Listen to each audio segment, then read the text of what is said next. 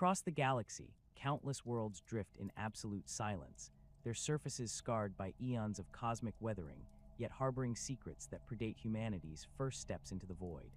These are the tomb worlds, sepulchral planets that serve as vast mausoleums for a race that chose undeath over extinction. Beneath their barren surfaces lie labyrinthine necropolis stretching for thousands of kilometers, their corridors lined with millions upon millions of stasis crypts. Each crypt contains a dormant Necron, their living metal forms locked in deathless slumber, waiting for the appointed hour of resurrection. The architecture of these subterranean cities defies conventional understanding. Corridors stretch in perfect geometric patterns, their walls composed of blackstone and necrodermis that has remained untarnished for 60 million years. Vast chambers house entire legions of warriors, their skeletal forms arranged in precise formations even in death. The air within these tombs carries no breath of life. Instead, an oppressive silence pervades every hall, broken only by the occasional flicker of emerald energy as ancient systems maintain their eternal vigil. These tomb worlds represent the final gambit of the Necrontyr race, a desperate bid for immortality that transformed them into something far removed from their original flesh and blood forms. The biotransference process that created the Necrons left them as beings of living metal, their consciousness imprisoned within mechanical bodies that could endure the passage of millennia. Yet even these undying forms required rest, and so the Silent King commanded the Great Sleep, a period of hibernation that would allow the galaxy to heal from the wounds inflicted during the war in heaven. The war in heaven had raged for millions of years, pitting the Necrons and their Khatan allies against the Old Ones and their created races.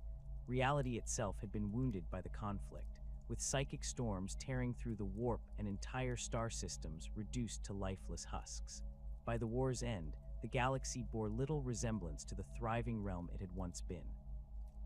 The Old Ones lay extinct, their greatest works in ruins, while the emergent races they had uplifted struggled to survive in a cosmos forever changed.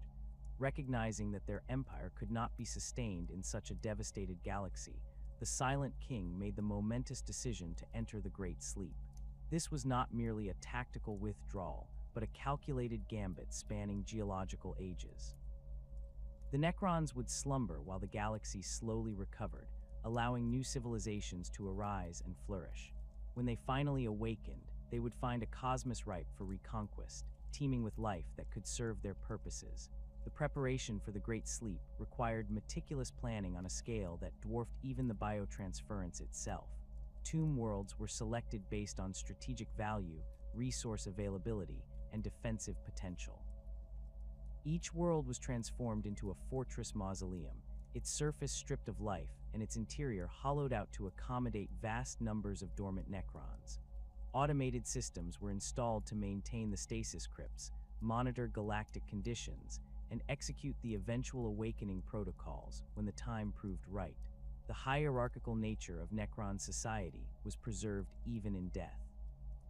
The lowest-ranking warriors were placed in the deepest levels of the tomb complexes, their individual consciousness so diminished by the biotransference that they required minimal maintenance during the long sleep. Above them lay the immortals, their more sophisticated forms requiring greater care, but possessing the tactical awareness needed to serve as the backbone of awakened forces. Higher still rested the Lich Guard, elite warriors whose duty transcended death itself. In the most secure chambers of each tomb world, the nobility slumbered in crypts befitting their station. Lords maintained their individual personalities and tactical brilliance, while overlords retained the strategic genius that had once commanded star-spanning domains. At the apex of this hierarchy lay the pharaohs, supreme rulers whose awakening would herald the restoration of entire dynasties. These beings possessed not only their original consciousness, but also the authority to command vast fleets and multiple tomb worlds. The stasis crypts themselves represented pinnacles of Necron technology, each one a marvel of engineering, designed to preserve both the physical form and consciousness of its occupant across millions of years. The crypts maintained perfect environmental conditions while slowly repairing any damage to the dormant Necron's living metal body. More importantly, they preserved the engrams that contained the being's personality and memories, ensuring that awakening would bring not just reanimation, but true resurrection. For 60 million years, the tomb worlds maintained their silent vigil. Automated systems performed their functions with mechanical precision, while the galaxy above underwent dramatic transformations. Stars were born and died, new species evolved and achieved spaceflight, and the warp storms that had raged during the war in heaven gradually subsided. The Eldar rose to dominance, creating a galaxy-spanning empire of unparalleled sophistication, while other races carved out their own domains among the stars. Yet the Necrons' slumber was not absolute. Deep within each tomb world, monitoring systems tracked galactic conditions with inhuman patience. These devices measured psychic emanations, stellar radiation patterns, and the subtle vibrations that indicated technological civilizations. As the millennia passed, the readings gradually shifted, indicating that the galaxy was indeed recovering from the wounds inflicted during the ancient war. The first stirrings of awakening began not as grand resurrections, but as subtle fluctuations in the tomb systems. Chronometer mechanisms, set before the Great Sleep to activate after predetermined periods, began sending activation signals through the vast networks that connected different sections of each tomb world. These signals were carefully calibrated to initiate awakening in specific sequences, ensuring that command structures would be restored before the rank and file emerged from their crypts. Psychic disturbances in the warp also played a crucial role in triggering awakening protocols. The monitoring systems were programmed to detect significant psychic events, interpreting them as signs that new civilizations had achieved sufficient development to warrant Necron attention. The birth of the Chaos Gods during the fall of the Eldar sent shockwaves through the warp that reached even the deepest tomb chambers, causing ancient systems to register the event as a signal for potential awakening. Physical disturbances proved equally effective at rousing the sleeping dead. Asteroid impacts, seismic activity, or the approach of spacecraft could trigger proximity sensors that had waited millions of years to detect signs of activity.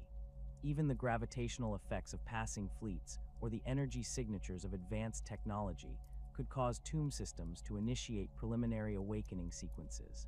The awakening process itself followed strict hierarchical protocols established during the Great Sleep. The first to stir were not the mighty overlords, but rather the canoptech constructs, spider-like maintenance units that had never truly slept. These mechanical servants immediately began assessing the condition of the tomb complex, repairing any damage that had accumulated over the millennia, and preparing the systems needed for mass resurrection. Following the canoptech constructs came the awakening of key personnel needed to oversee the resurrection process. Cryptechs, the techno-sorcerers of Necron society, were among the first to emerge from their crypts. Their scientific knowledge and understanding of tomb systems made them essential for coordinating the complex procedures required to safely awaken millions of dormant warriors. These beings retained much of their original personality and intellectual capacity, making them capable of adapting to changed galactic conditions. The resurrection of lords and overlords followed carefully planned schedules designed to restore command authority before awakening the masses. Each noble possessed unique command protocols and strategic knowledge essential for organizing the emerging forces. Their crypts incorporated additional systems to preserve not only their consciousness, but also their accumulated military experience and tactical databases. As the higher-ranking Necrons emerged from their deathless sleep, they found tomb complexes that had maintained themselves with mechanical perfection throughout the long ages. The living metal of their bodies responded to awakening protocols, nanoscale repair systems eliminating any degradation that had occurred during stasis. Their consciousness, stored as quantum engrams within crystalline matrices, reintegrated with their mechanical forms to restore the full personality and memories of each individual. The restoration of ancient dynasties began with the awakening of pharaons, supreme rulers, whose authority extended across multiple star systems during the height of Necron civilization. These beings possessed not only individual power, but also the codes and protocols needed to activate entire fleets of dormant vessels and establish communication with other tomb worlds throughout their former domains. Their emergence marked the beginning of true resurrection rather than mere reanimation. Yet awakening brought its own challenges. 60 million years of slumber had not passed without consequence, and many Necrons found their personalities damaged or fragmented by the long sleep. Some warriors retained barely any individual consciousness, becoming little more than automata capable of following basic commands. Others suffered from various forms of madness, their ancient minds struggling to process the reality of their undead existence and the vast span of time that had elapsed. The phenomenon known as the Flayer Curse affected some awakening Necrons, driving them to obsess over reclaiming the flesh they had lost during biotransference. These afflicted beings would attempt to wear the skin and organs of living creatures, desperately seeking to restore their mortality through gruesome means. The curse spread through proximity, forcing unaffected Necrons to exile or destroy their corrupted brethren to prevent further contamination. Other awakening Necrons discovered that their tomb systems had suffered various malfunctions during the Great Sleep. Stasis crypts might fail to properly restore consciousness, leaving their occupants as mindless shells capable only of basic motor functions. Command hierarchies could become corrupted, with lower-ranking Necrons refusing to acknowledge the authority of their supposed superiors. Some tomb complexes had suffered catastrophic failures that left entire sections filled with the remains of Necrons who would never again walk among the stars. Despite these setbacks, the awakening process continued across thousands of tomb worlds throughout the galaxy. Each resurrection followed the same fundamental pattern: monitoring systems detecting appropriate conditions, Canoptech constructs preparing the facilities, key personnel emerging to oversee the process, and finally the mass awakening of entire legions. The restored dynasties began establishing communication with one another, sharing information about galactic conditions, and coordinating their responses to the new civilizations that had arisen during their absence. The galaxy that greeted the awakening Necrons bore little resemblance to the one they had left behind. The Imperium of Man had spread across countless worlds, its massive fleets and fortress worlds representing a level of organization and military might that demanded respect even from beings who had once commanded star-spanning empires. The Aeldari, though diminished from their former glory, still possessed technology and psychic abilities that made them formidable opponents. Orkwas crashed through space with the same chaotic energy that had characterized greenskin warfare since the dawn of time. The awakening Necrons found themselves inheritors of a strategic network that had been conceived in desperation and forged in the crucible of the galaxy's most devastating conflict. The tomb worlds scattered throughout the cosmos were not randomly chosen refuges, but carefully selected bastions, each positioned according to ancient Necrontyr territorial boundaries and strategic imperatives that dated back to the war in heaven itself. These sepulchral planets represented the final phase of Necron civilization's transformation, built during those last terrible years when reality itself seemed on the verge of collapse. The war in heaven had reached its crescendo when the Necrontyr leadership recognized that their alliance with the Khatan, while granting them the power to challenge the Old Ones, had extracted a price beyond their initial comprehension. The star gods had demanded biotransference as the cost of their aid, promising immortality to a race ravaged by the malignant radiation of their dying homeworld. What they delivered instead was a form of undeath that stripped away much of what had made the Necrontyr truly alive, replacing flesh and blood with living metal that could endure, but could never again feel the simple pleasures of mortality. The biotransference process itself had been a marvel of Khatan science, though one tainted by the star gods' own alien priorities. Massive biotransference furnaces were constructed on Necrontyr worlds, their design incorporating technologies that merged Khatan understanding of fundamental forces with Necrontyr engineering expertise. These colossal machines could process entire populations, breaking down organic matter at the quantum level while preserving consciousness patterns within crystalline matrices. The resulting Necron bodies were composed of necrodermis, a living metal that could repair itself and reshape according to programmed configurations. Yet the Catan had not been entirely forthcoming about the process's limitations. While they preserved the consciousness of Necrontyr leaders with reasonable fidelity, ensuring that lords and overlords retained their personalities and strategic capabilities, the star gods showed far less concern for the common populace. Millions of ordinary Necrontyr emerged from biotransference as hollow shells, their individual personalities burned away to leave only basic motor functions and the ability to follow simple commands. This deliberate degradation served the Catan's purposes, creating vast armies of expendable soldiers while concentrating true consciousness among those who could serve as effective commanders. The star gods themselves underwent their own transformation during the later phases of the war in heaven, though not by choice.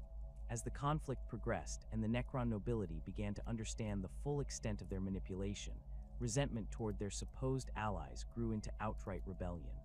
The Silent King, Zarak, had retained enough autonomy to recognize that the Catan viewed their Necron servants as tools to be discarded once their usefulness ended.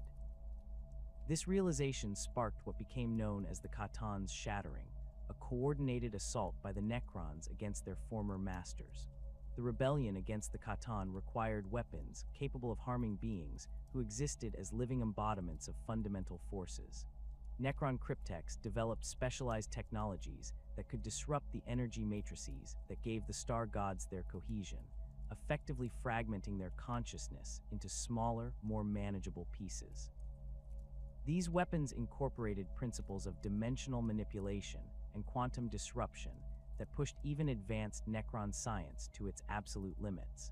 The assault itself unfolded across multiple star systems simultaneously, with Necron fleets converging on Catan strongholds throughout the galaxy. The star gods, accustomed to viewing their servants as extensions of their own will, found themselves facing coordinated resistance from beings they had assumed were completely under their control. The Void Dragon, the Nightbringer, the Deceiver, and their lesser kin discovered that their Necron armies had turned against them with the same mechanical precision they had once displayed in service. The Shattering did not destroy the Catan entirely, for beings of such fundamental nature could not be completely eliminated without unraveling the physical laws they embodied. Instead, the assault fragmented each star god into hundreds or thousands of Catan shards, smaller fragments that retained portions of the original's power and personality, but lacked the overwhelming might that had made them such formidable entities. These shards were then imprisoned within tesseract labyrinths, pocket dimensions constructed using the most advanced Necron technology available. Tesseract labyrinths represented perhaps the pinnacle of Necron dimensional science, creating stable pocket realities that existed outside normal space-time. Each labyrinth was designed as both prison and testing ground, its internal geometry shifting according to non-Euclidean principles that could confuse and contain even beings of the Catan's cosmic awareness. The labyrinths incorporated multiple layers of containment, with each dimensional fold serving as a backup should the primary restraints fail. Within these prisons, Catan shards found themselves trapped in endless mazes that defied their ability to manipulate reality through conventional means. The successful imprisonment of the Catan marked a turning point in the war in heaven, but it also left the Necrons facing enemies they were ill-equipped to combat. The Old Ones had created numerous servant races during the conflict, and many of these species possessed psychic abilities that could affect reality in ways that Necron technology struggled to counter. More dangerous still were the entities that had begun emerging from the warp itself, drawn by the psychic emanations generated by billions of deaths and the raw emotional energy released by a galaxy-spanning war. The enslavers represented the most immediate threat to all material life in the galaxy. These parasitic entities existed primarily within the warp, but could manifest in real space when psychic conditions proved favorable.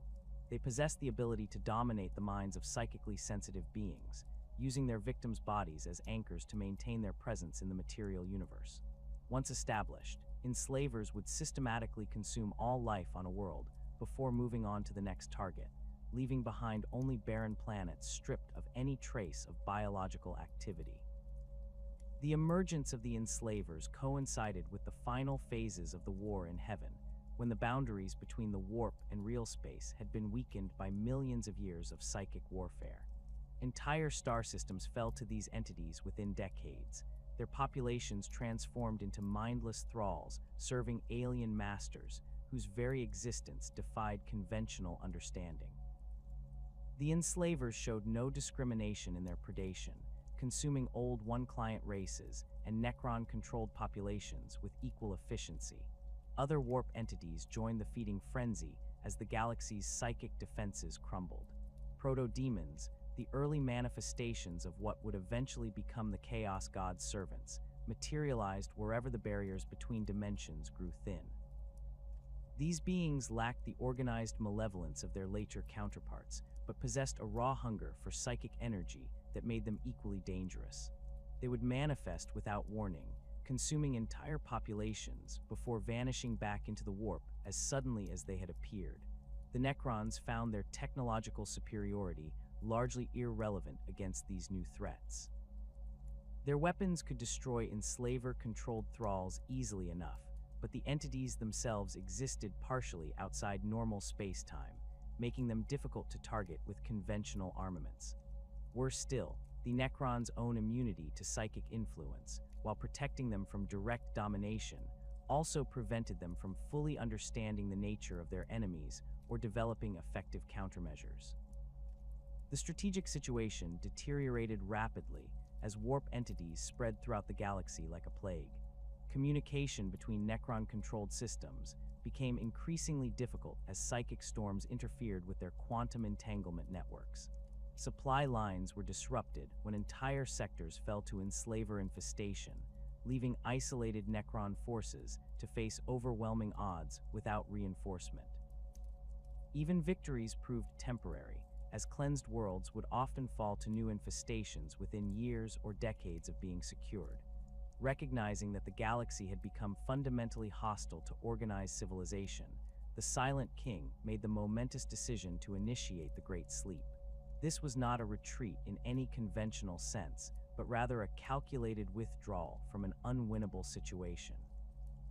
The Necrons would enter stasis until the galaxy's psychic storms subsided and the warp entities either departed or consumed themselves into extinction. When they finally awakened, they would find a cosmos ready for reconquest.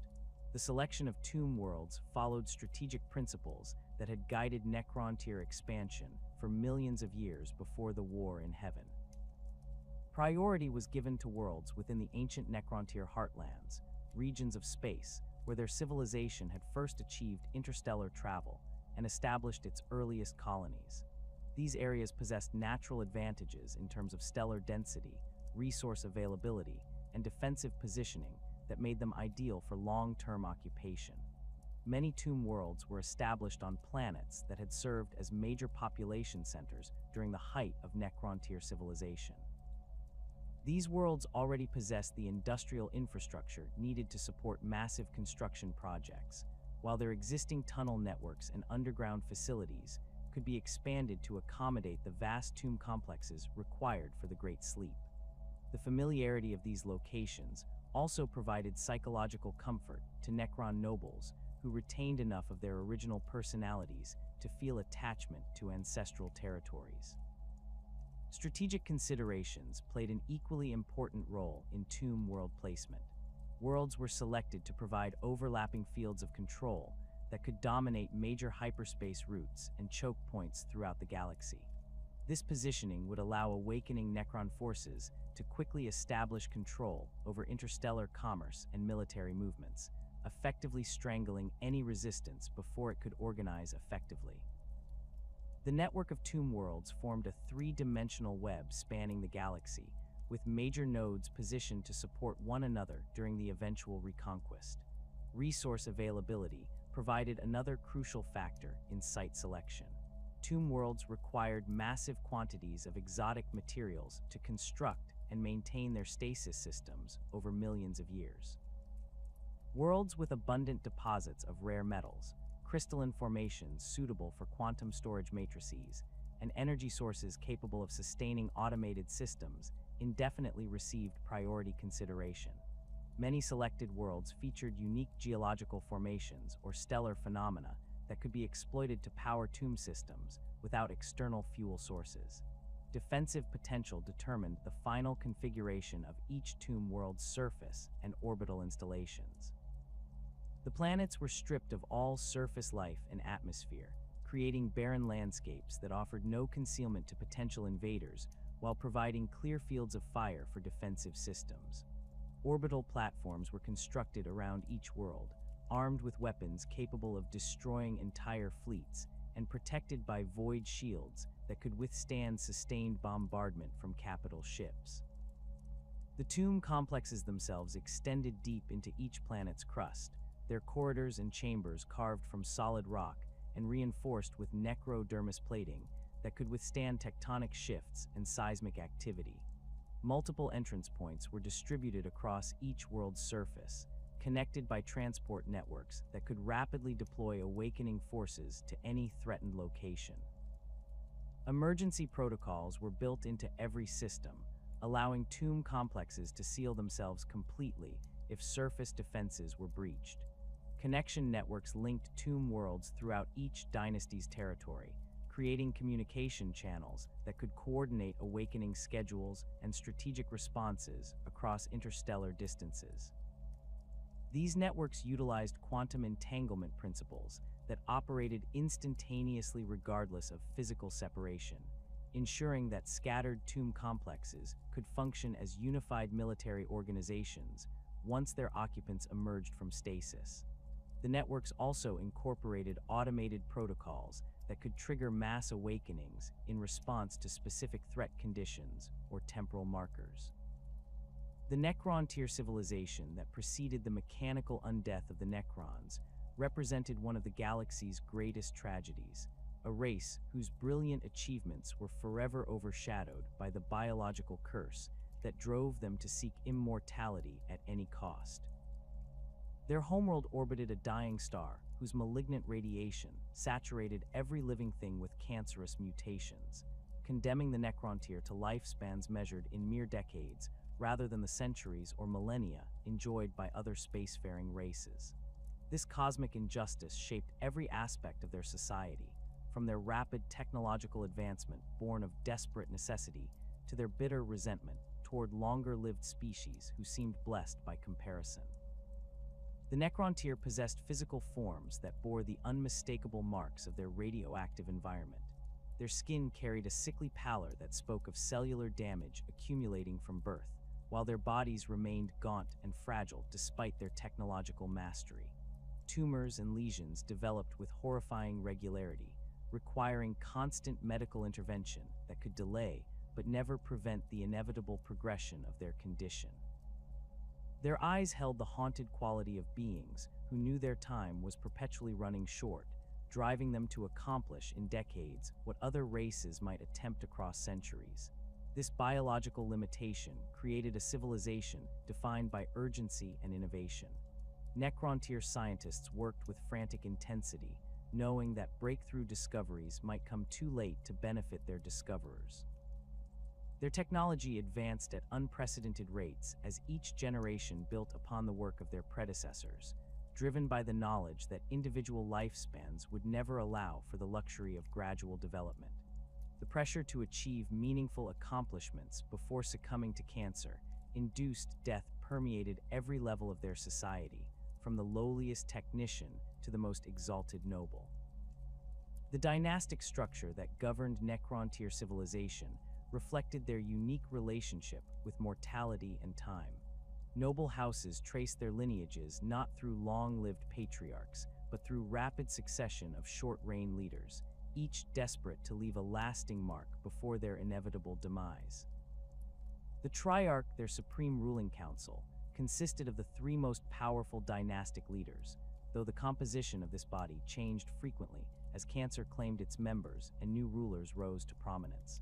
This constant turnover created a political system characterized by fierce competition and rapid policy shifts as each new leader sought to implement their vision before time ran out. Lower castes within Necrontyr society faced even harsher realities than their noble superiors. Common workers and soldiers possessed neither the resources for advanced medical treatment nor the political influence to secure priority access to life-extending technologies. Their existence consisted of brief, painful lives spent in service to dynasties that viewed them as expendable resources rather than valued citizens. The knowledge that their suffering served the ambitions of nobles who lived only marginally longer than themselves bred resentment that would later prove crucial during the biotransference process. The Necrontyr's first contact with the Old Ones occurred during their early expansion into interstellar space, when their exploration fleets encountered evidence of the ancient race's vast civilization. The Old Ones possessed lifespans that stretched across geological ages, their mastery of biological sciences allowing them to reshape life itself according to their will. For the cancer-ridden Necrontyr, the discovery of beings who had achieved true immortality represented both the answer to their prayers and a source of unbearable envy. Initial diplomatic overtures between the two civilizations proceeded with cautious optimism. Necrontyr ambassadors approached the Old Ones with desperate pleas for aid, offering their advanced technology and military service in exchange for the biological modifications that could free them from their radioactive curse. The Old Ones studied the Necrontyr condition with scientific interest, but ultimately refused to provide the requested assistance, citing concerns about the younger race's aggressive tendencies and the potential consequences of granting immortality to beings driven by such desperate ambition. This rejection struck the Necrontyr leadership like a physical blow, confirming their worst fears about their place in the cosmic order. The Old Ones' refusal seemed to validate the bitter conviction that the universe itself had conspired against the Necrontyr, condemning them to brief, painful existence while blessing other races with the gift of extended life. The diplomatic failure transformed their envy into outright hatred, setting the stage for the conflicts that would eventually consume the galaxy. The war that erupted between the Necrontyr and Old Ones initially favored the ancient race, whose mastery of psychic powers and biological manipulation far exceeded anything the younger civilization could deploy. Old One fleets materialized from the warp with devastating effectiveness, their living ships adapting to Necrontyr weapons even as battles raged. Worse still, the Old Ones began creating new races specifically designed to combat Necrontyr forces, crafting the Aeldari as psychic warriors and the Krork as unstoppable biological weapons. Facing extinction at the hands of enemies who seemed to mock their mortality through their very existence, the Necrontyr leadership grew increasingly desperate for any advantage that might turn the tide of war. Their scientists explored ever more extreme possibilities, from temporal manipulation devices that might extend individual lifespans to dimensional weapons that could bypass conventional defenses. Yet for all their technological brilliance, the fundamental limitations of their biology continued to hamper their efforts, as their greatest minds succumbed to cancer before their projects could reach completion. The Khatan's arrival offered salvation wrapped in cosmic horror. These star gods manifested as beings of pure energy who fed upon the nuclear fires that powered suns themselves, their very existence representing forces fundamental to the universe's operation. The Nightbringer embodied death and entropy, the Void Dragon mastered the electromagnetic spectrum, while the Deceiver wove lies and manipulation into art forms that transcended mortal comprehension. To the desperate Necrontyr, these entities appeared as the answer to their prayers, immortal beings whose power could grant them the eternal life the Old Ones had denied. The Khatan approached the Necrontyr with offers that seemed almost too generous to believe. They promised not merely extended lifespans, but true immortality, bodies that could endure any damage and minds that would never again face the specter of cancer-induced death. In exchange, they asked only for the Necrontyr's service in their own conflict against the Old Ones, whose psychic manipulations of reality offended the star god's preference for ordered material existence. The biotransference process that the Khatan proposed represented the ultimate fusion of Necrontyr technology and star god mastery over fundamental forces. Massive furnaces would be constructed on every Necrontyr world, their design incorporating both races' understanding of matter and energy manipulation. These devices could break down organic matter at the quantum level while preserving the consciousness patterns that defined individual identity, transferring these patterns into bodies constructed from necrodermis, a living metal that could repair itself and reshape according to programmed parameters. The promise of immortality proved irresistible to a race that had spent its entire existence racing against the clock of biological decay. Necrontyr volunteers lined up by the millions to undergo the procedure, viewing biotransference as their species' ultimate triumph over the cosmic injustice that had defined their existence. The process began with the highest-ranking nobles, whose political authority made them natural test subjects for a procedure that would determine their civilization's future. The initial biotransference procedures appeared to validate the Khatan's promises. Noble volunteers emerged from the furnaces as beings of living metal, their consciousness intact within bodies that showed no signs of the cancerous decay that had plagued their organic forms. These early converts retained their memories, personalities, and intellectual capabilities while gaining physical forms that could withstand damage that would have instantly killed their biological predecessors. The success of these trials convinced the remaining Necrontyr leadership to authorize mass biotransference across their entire civilization. Yet the Khatan had not been entirely forthcoming about the process's true nature and limitations. While they preserved the consciousness of Necrontyr leaders with reasonable fidelity, ensuring that nobles retained enough personality to serve as effective commanders, they showed far less concern for maintaining the individual identity of common citizens. The star gods viewed the Necrontyr masses as raw material for creating vast armies of expendable soldiers, seeing no value in preserving the unique thoughts and emotions that made each individual distinct. The biotransference furnaces incorporated subtle modifications that affected different social castes in dramatically different ways. Noble Necrontyr underwent procedures that carefully preserved their consciousness patterns, maintaining their strategic thinking, personal memories, and individual quirks that made them effective leaders. The process even retained their ambitions and rivalries, ensuring that the resulting Necron lords and overlords would continue to compete for power and status within their new immortal existence.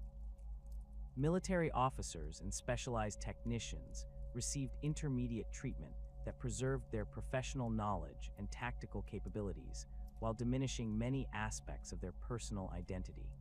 These individuals emerged as immortals and Lichguard, retaining enough consciousness to serve as effective soldiers and bodyguards, while losing much of the emotional complexity that had defined their mortal existence.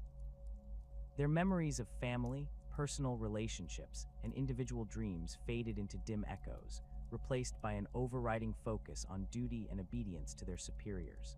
The common citizenry faced the cruelest fate of all during biotransference.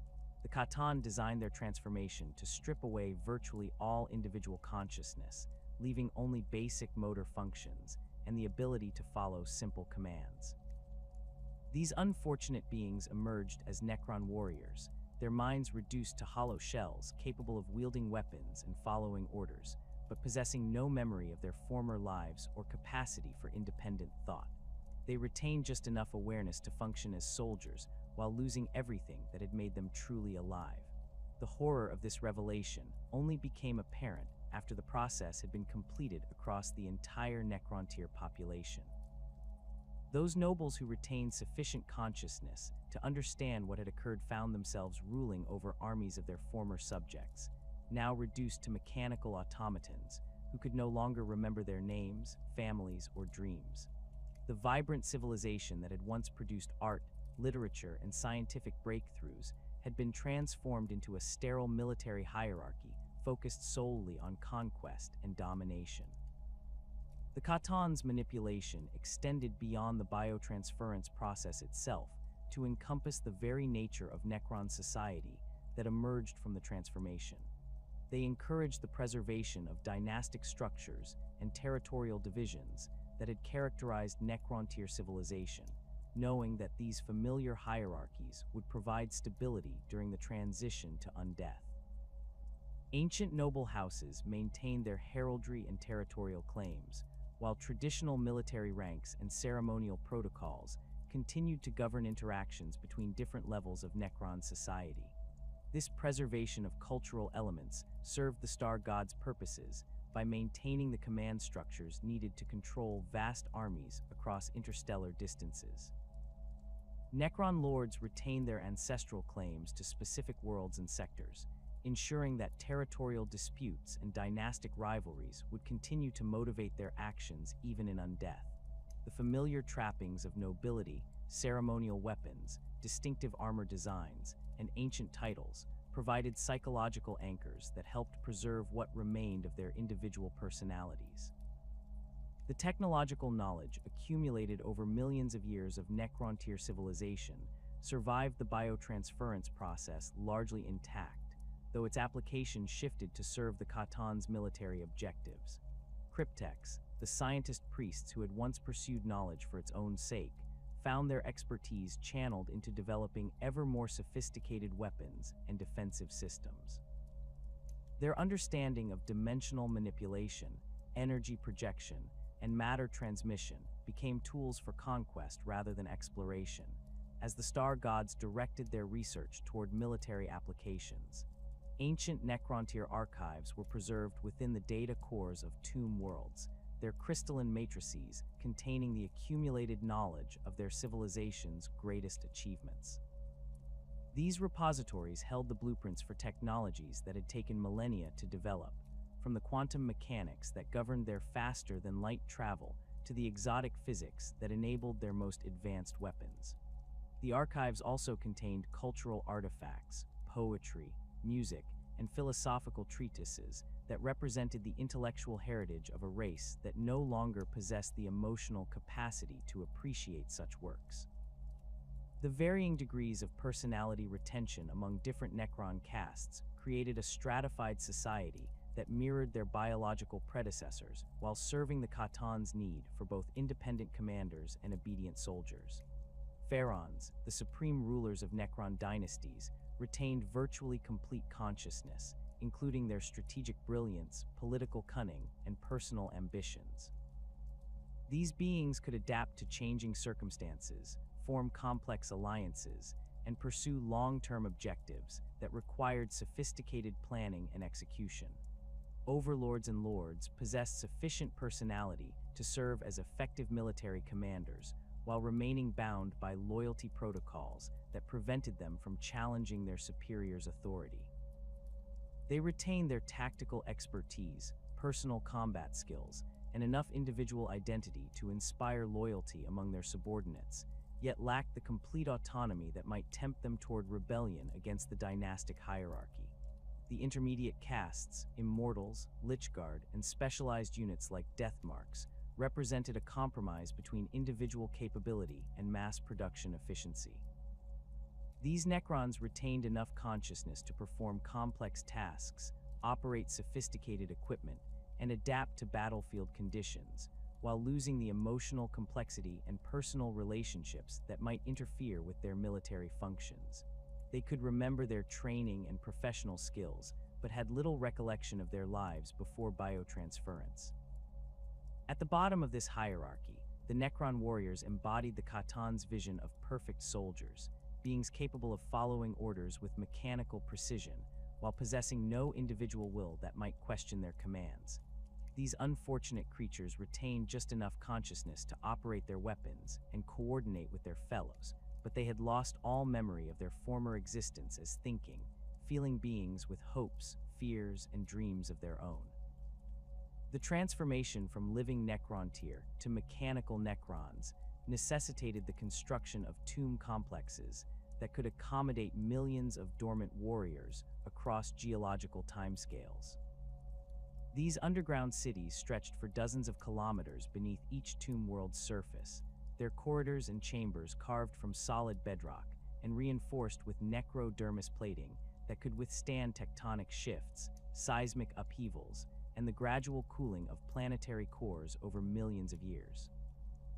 The architecture followed mathematical principles that reflected Necron obsession with geometric perfection, creating spaces that served both practical and symbolic purposes in their civilization's final gambit for survival. The primary tomb vaults formed the heart of each complex, vast chambers that could house entire legions of warriors in perfect formation. These halls stretched upward for hundreds of meters, their walls lined with hexagonal alcoves that held individual stasis crypts. Each alcove was precisely calibrated to maintain the optimal conditions for preserving both the physical form and consciousness matrix of its occupant, incorporating quantum field generators that could prevent molecular decay while maintaining the delicate energy patterns that defined Necron identity. The arrangement followed strict hierarchical protocols, with common warriors occupying the deepest levels, while nobles rested in chambers closer to the surface, where they could respond more quickly to awakening protocols. Interconnected transport networks linked these tomb vaults through a maze of corridors that defied conventional architectural logic. The passages incorporated non-Euclidean geometries that allowed vast distances to be traversed through dimensional folding, enabling rapid movement between different sections of the complex, despite the enormous scale of the underground cities. Gravity manipulation systems created localized fields that could orient occupants according to tactical requirements rather than planetary orientation, allowing corridors to extend in directions that would be impossible using conventional engineering principles. The construction materials themselves represented pinnacles of Necron technological achievement, combining traditional Necrontyr engineering expertise with innovations derived from Catan knowledge of fundamental forces. Blackstone formed the primary structural element, its unique properties allowing it to interact with psychic energies in ways that could disrupt warp-based attacks while maintaining perfect structural integrity across millions of years. This material was quarried from specific worlds where exposure to stellar radiation had altered its crystalline matrix, creating formations that could channel and focus various forms of energy according to programmed parameters. Necrodermis plating covered every surface within the tomb complexes, its living metal properties enabling continuous self-repair and adaptive reconstruction as conditions changed over time. This remarkable substance could respond to damage by flowing like liquid to fill gaps and cracks, then solidifying into forms stronger than the original structure. More sophisticated applications allowed Necrodermis to reshape entire sections of the complex according to strategic requirements, creating new passages or sealing off compromised areas without requiring external intervention. The integration of these materials created structures that existed in a constant state of controlled evolution, their configurations shifting subtly over time to optimize defensive capabilities and maintenance efficiency. Corridors could narrow or widen to channel intruders into killing zones, while chambers could reconfigure themselves to accommodate different numbers of occupants as awakening schedules changed. The entire complex functioned as a single, enormous machine designed to preserve and protect its contents while adapting to threats that might emerge over geological timescales. Canoptech constructs served as the eternal guardians of these tomb complexes, mechanical servants that had never undergone the Great Sleep and remained active throughout the long millennia of Necron dormancy. These spider-like automatons possessed sophisticated artificial intelligence systems that could adapt to changing conditions while maintaining absolute loyalty to their programming. Unlike the Necrons themselves, Canoptech constructs were purpose-built machines rather than transformed organic beings, their consciousness designed specifically for maintenance and security functions rather than preserving individual personalities. Canoptech wraiths formed the primary patrol units within tomb complexes, their serpentine forms allowing them to phase through solid matter while investigating disturbances or conducting routine inspections. These constructs incorporated dimensional displacement technologies that enabled them to exist partially outside normal space-time, making them nearly impossible to detect or intercept using conventional methods. Their patrol routes covered every section of the complex according to randomized patterns that prevented potential intruders from predicting their movements, while their sensors could detect the faintest traces of unauthorized presence or system malfunction. The specialized sensor arrays built into each wraith could analyze atmospheric composition, electromagnetic signatures, and quantum field fluctuations with precision that exceeded most dedicated scientific instruments. They could identify specific molecular compounds that might indicate biological contamination, detect the energy signatures of different technological systems, and monitor the quantum states of stasis crypts to ensure proper preservation of their occupants. Any anomaly detected during these patrols would trigger immediate investigation protocols that could escalate to full defensive responses if necessary. Canoptech scarabs functioned as the primary maintenance units within the tomb complexes, their small size and specialized tools allowing them to perform repairs in areas too confined for larger constructs. These diminutive machines possessed sophisticated fabrication capabilities that could manufacture replacement components from raw materials, enabling them to repair damage that might otherwise compromise the complex's integrity. Their programming included detailed technical specifications for every system within the tomb, allowing them to diagnose problems and implement solutions without requiring external guidance. The scarabs operated in swarms that could coordinate their activities through quantum entanglement networks, enabling thousands of individual units to work together on large-scale projects while maintaining perfect synchronization. Major repairs might involve entire swarms working simultaneously on different aspects of the same problem, with some units fabricating components while others prepared installation sites and still others tested completed systems. Their collective intelligence could adapt to unexpected challenges by redistributing tasks among available units, ensuring that critical maintenance continued even if individual scarabs were damaged or destroyed. Canoptech spiders served as command units that coordinated the activities of smaller constructs while possessing the physical capabilities needed for major construction and repair projects. These larger machines incorporated fabrication systems that could produce new scarabs and wraiths as needed, maintaining the population of maintenance constructs at optimal levels throughout the long sleep. Their multiple limbs could manipulate heavy components with precision that rivaled the finest Necron artisans, while their sensor arrays provided detailed analysis of complex problems that might require coordinated solutions. The spiders also served as mobile command centers that could establish temporary control networks in areas where the primary systems had been damaged or compromised. Their programming included complete technical specifications for tomb complex construction, allowing them to direct major reconstruction projects that might reshape entire sections of the underground cities. In extreme situations, a single spider could coordinate the activities of thousands of smaller constructs to implement emergency protocols that would preserve the complex's most critical functions, even if large areas were destroyed. Living metal technology permeated every aspect of tomb complex construction, creating structures that could adapt and evolve according to changing requirements over millions of years. The necrodermis that formed the primary construction material possessed molecular-level programming that could respond to specific stimuli by altering its physical properties, density, and configuration.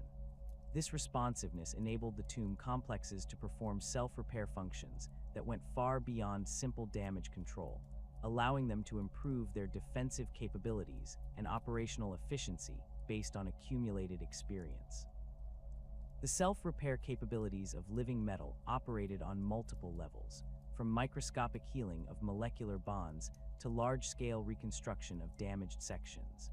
Minor damage would trigger immediate responses as the necrodermis flowed to fill gaps and restore structural integrity, while more extensive destruction would activate emergency protocols that could rebuild entire chambers using stored molecular templates. The system incorporated learning algorithms that analyzed the causes of damage and modified the reconstruction process to create structures more resistant to similar threats in the future. Adaptive reconstruction represented the most sophisticated application of living metal technology, enabling tomb complexes to reconfigure themselves according to strategic requirements that might change over time. Corridors could be widened to accommodate larger numbers of awakening Necrons, while defensive positions could be relocated to respond to new threat vectors. The process required careful coordination between different sections of the complex to ensure that structural modifications did not compromise overall integrity or interfere with critical systems. The quantum programming that controlled these reconstruction processes incorporated predictive algorithms that could anticipate future requirements based on current conditions and historical data. The system could identify patterns in damage accumulation, environmental changes, and system stress that might indicate the need for preemptive modifications. This capability allowed tomb complexes to evolve continuously rather than simply maintaining their original configurations, creating structures that became more effective over time rather than gradually degrading. Defensive systems protecting the tomb complexes incorporated multiple layers of protection designed to eliminate threats before they could reach the sleeping Necrons.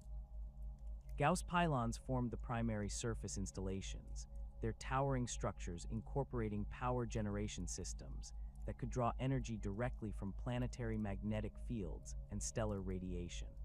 These installations could maintain full operational status for millions of years without external fuel sources, their self-contained power systems providing the enormous energy requirements needed for their devastating weapons. The Gauss pylons themselves stood hundreds of meters tall, their crystalline structures focusing and amplifying energy flows through geometric configurations that maximized destructive potential. Each pylon incorporated multiple weapon systems that could engage different types of targets simultaneously, from orbital bombardment platforms to ground-based assault forces. The primary Gauss cannons could strip matter at the molecular level, reducing enemy vehicles and fortifications to constituent atoms within seconds of sustained fire.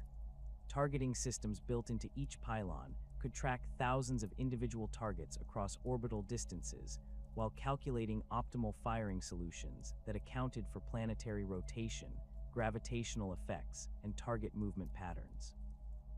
The weapons could engage multiple targets simultaneously through rapid reorientation of focusing crystals, creating overlapping fields of fire that made it virtually impossible for enemy forces to approach the tomb complex without facing devastating losses. Monoliths provided mobile defensive platforms that could deploy from hidden chambers within the tomb complexes to establish forward defensive positions or respond to threats that had penetrated the outer perimeter. These massive vehicles incorporated the same living metal technology used in tomb construction, allowing them to repair damage and adapt their configurations according to tactical requirements. Their primary weapons could project Gauss energy across enormous distances, while their secondary systems provided support for defending Necron forces. The dimensional manipulation systems built into each monolith enabled them to serve as deployment platforms for awakening Necron forces, creating portal connections between different sections of the tomb complex or even different worlds within the same dynasty's territory. These capabilities allowed defenders to concentrate forces at threatened locations with unprecedented speed, bringing overwhelming firepower to bear against enemies who might otherwise exploit numerical advantages. Phase shift generators represented the most sophisticated defensive technology deployed in tomb complexes, creating localized distortions in space-time that could render entire sections of the complex effectively invisible to conventional detection methods. These devices manipulated dimensional boundaries to create pocket realities that existed slightly outside normal space, allowing tomb sections to phase out of the material universe while maintaining full operational capability.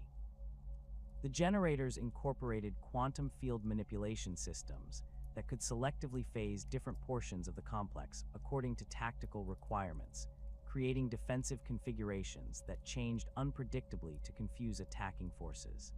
Enemy troops might find corridors that led nowhere, chambers that existed in multiple locations simultaneously, or defensive positions that could fire from dimensions their weapons could not reach.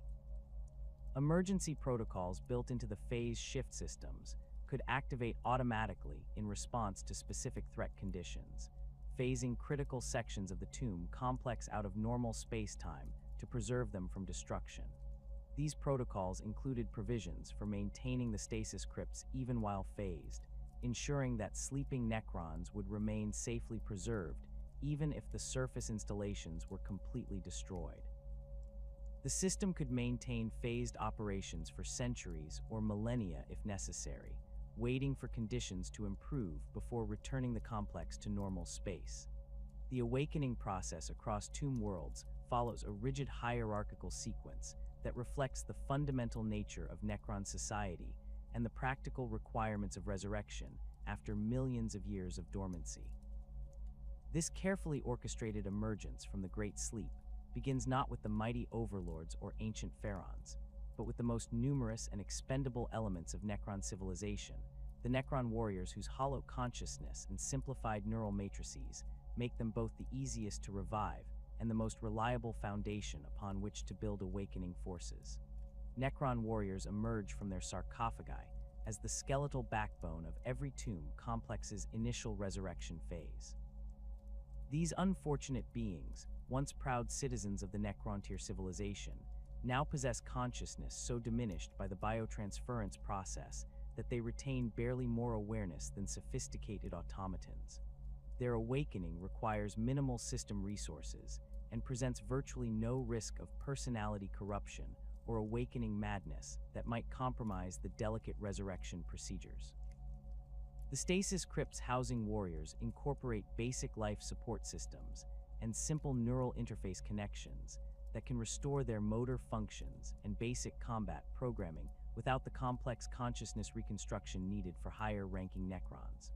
The warriors' skeletal forms emerge from stasis with their Gauss flayers already integrated into their mechanical bodies, the weapons having been fused with their arms during the biotransference process.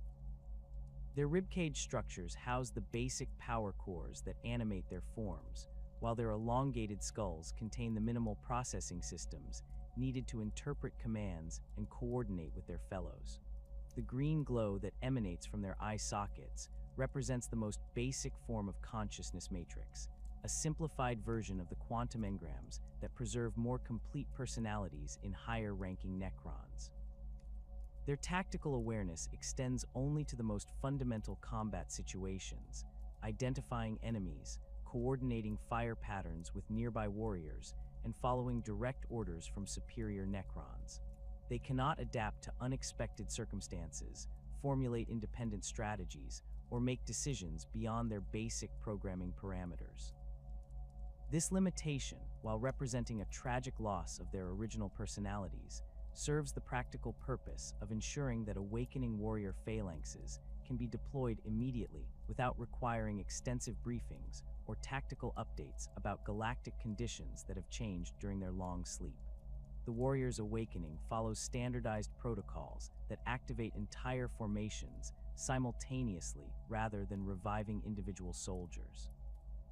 Tomb complexes contain vast chambers where hundreds of thousands of warriors rest in perfect geometric arrangements, their sarcophagi positioned to allow for rapid deployment once resurrection begins.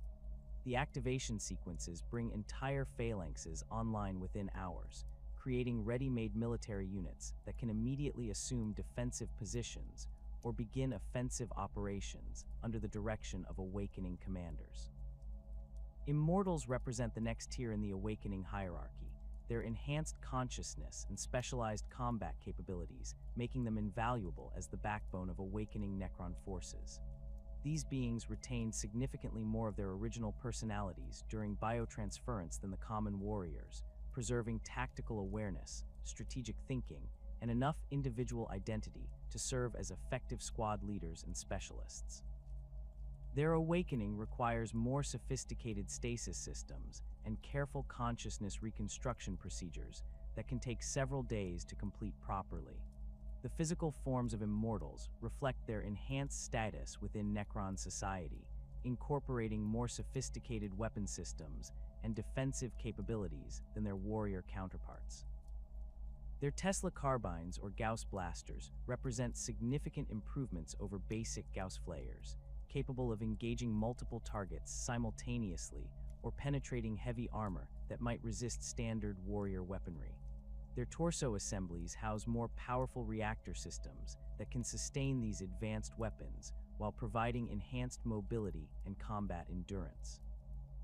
Their consciousness matrices preserve enough personality to allow for tactical innovation and battlefield adaptation that remains beyond the capabilities of basic warriors.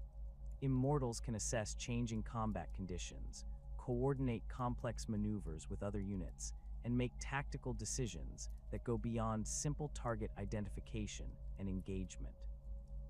This enhanced awareness makes them invaluable as squad leaders who can direct warrior formations while adapting to unexpected developments that might otherwise confuse or paralyze less sophisticated units. The awakening process for immortals incorporates consciousness verification protocols that ensure their personalities have been properly reconstructed before they assume command responsibilities. These procedures involve testing their tactical knowledge, verifying their loyalty programming, and confirming that their enhanced awareness has not been corrupted by awakening madness or personality fragmentation. Only after passing these assessments are newly awakened immortals authorized to take command of warrior formations or participate in complex military operations.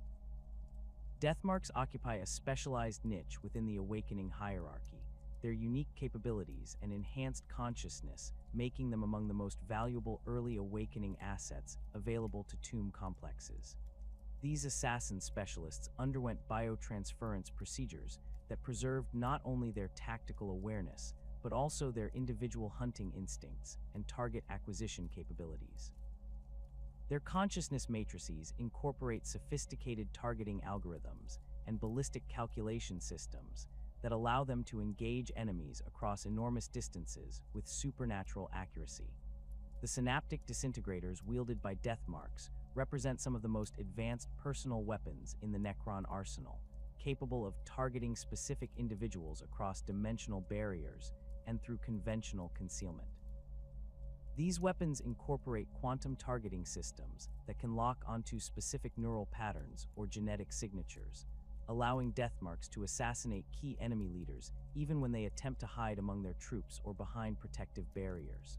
Their enhanced consciousness includes detailed knowledge of enemy military hierarchies, tactical doctrines, and command structures that make them invaluable for disrupting enemy operations through targeted elimination of key personnel.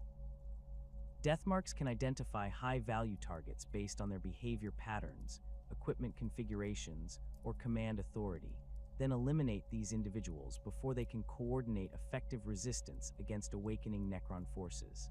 The awakening of Deathmarks follows specialized protocols that emphasize consciousness preservation and targeting system calibration rather than mass deployment. Each Deathmark requires individual attention during resurrection to ensure that their sophisticated targeting algorithms and personality matrices have been properly restored. This process can take several days per individual, but the tactical advantages provided by even small numbers of properly awakened Deathmarks justify the time and resources invested in their resurrection. Necron lords emerge from their crypts as the first true command authority within awakening tomb complexes, their preserved personalities and strategic capabilities making them essential for coordinating the complex resurrection procedures and establishing proper military hierarchies. These nobles retained significant portions of their original consciousness during biotransference, including their strategic thinking, political awareness, and command experience that makes them capable of adapting to changed galactic conditions while maintaining the discipline and loyalty that holds Necron society together. The awakening of lords represents a crucial transition point in tomb complex resurrection, marking the shift from automated revival procedures to conscious command authority. Their stasis crypts incorporate sophisticated consciousness preservation systems that maintain not only their personalities, but also their accumulated military knowledge, political relationships, and strategic databases. The revival process requires careful consciousness reconstruction that can take weeks to complete properly, as their complex personality matrices must be fully integrated with their mechanical bodies before they can assume command responsibilities. Lords emerge from stasis bearing the traditional weapons and regalia of their noble rank, including war scythes, void blades, or other artifacts that reflect their personal preferences and combat specializations. Their mechanical bodies incorporate enhanced reactor systems and defensive capabilities that mark their superior status, while their consciousness matrices provide the processing power needed to coordinate multiple units simultaneously and adapt to complex tactical situations. The restoration of command protocols begins immediately upon Lord Awakening, as these nobles assume responsibility for directing ongoing resurrection procedures and establishing communication networks with other Awakening tomb complexes. Their strategic awareness allows them to assess current galactic conditions through sensor networks and archived data, enabling them to make informed decisions about deployment priorities and tactical objectives for their Awakening forces. Lords possess the authority to modify Awakening schedules based on tactical requirements, accelerating the resurrection of specific units or delaying others depending on strategic priorities. They can redirect tomb complex resources toward defensive preparations if sensors detect immediate threats, or focus on rapid force deployment if opportunities for expansion present themselves. This flexibility makes them invaluable for coordinating the complex logistical requirements of mass awakening, while adapting to circumstances that may have changed dramatically during the Great Sleep. Overlords represent the pinnacle of strategic command within individual tomb complexes, their awakening marking the full restoration of military authority and the beginning of coordinated expansion beyond the confines of their burial worlds. These supreme commanders retained virtually complete consciousness during biotransference, preserving not only their strategic brilliance, but also their political cunning, personal ambitions, and the complex relationships that defined Necron noble society before the Great Sleep. The resurrection of overlords requires the most sophisticated stasis systems available within tomb complexes, incorporating multiple redundant consciousness preservation matrices and quantum processing cores that can maintain their complete personalities across millions of years. The awakening process can take months to complete properly, as their consciousness patterns are far more complex than those of lesser Necrons and require careful integration with enhanced mechanical bodies that reflect their supreme authority. Overlords emerge bearing artifacts of incredible power and antiquity, including phase swords, tachyon arrows, resurrection orbs, and other relics that demonstrate their mastery over advanced Necron technologies. Their mechanical forms incorporate the most sophisticated reactor systems and defensive capabilities available, while their consciousness matrices provide processing power that rivals the central systems of entire tomb complexes. The restoration of strategic command begins with Overlord Awakening, as these supreme commanders assume responsibility for coordinating not only their own tomb complexes, but also establishing communication networks with other Awakening dynasties throughout their former territories. Their strategic awareness encompasses galactic-scale planning that goes far beyond the tactical concerns of individual battles or planetary campaigns. Overlords possess the authority and capability to begin the process of galactic reconquest, directing the awakening of entire fleets and coordinating military operations across multiple star systems simultaneously. Their awakening marks the transition from defensive resurrection procedures to active expansion campaigns designed to reclaim the territories their dynasties controlled before the Great Sleep. Pharaons represent the ultimate expression of Necron authority, their awakening signaling the full restoration of dynastic power and the beginning of coordinated efforts to reclaim entire sectors of galactic territory. These supreme rulers retained complete consciousness during biotransference, preserving not only their individual personalities, but also their accumulated wisdom, political networks, and the strategic vision needed to command star-spanning empires.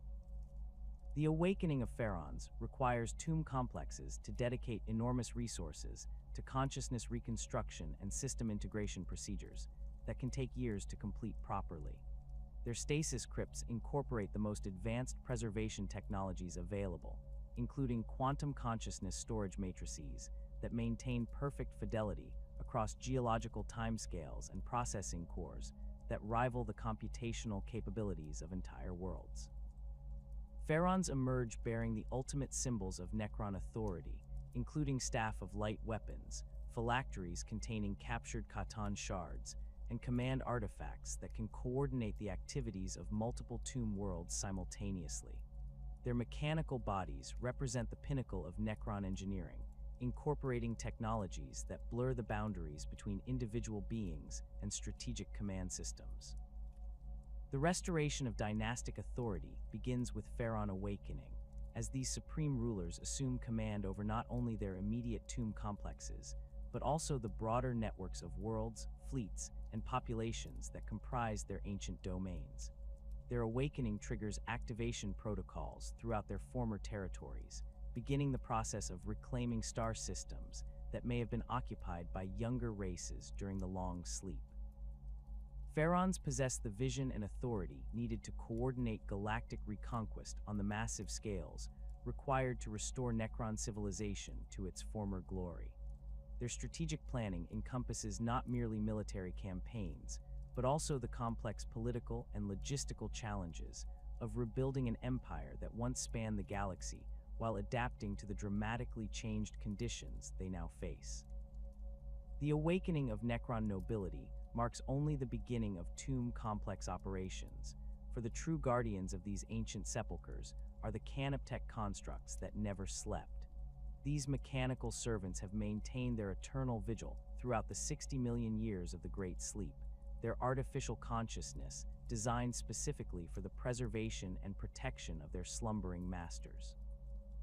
Unlike the Necrons themselves, who underwent biotransference from organic forms, canoptech constructs were purpose-built machines created to serve specific functions within the tomb complexes.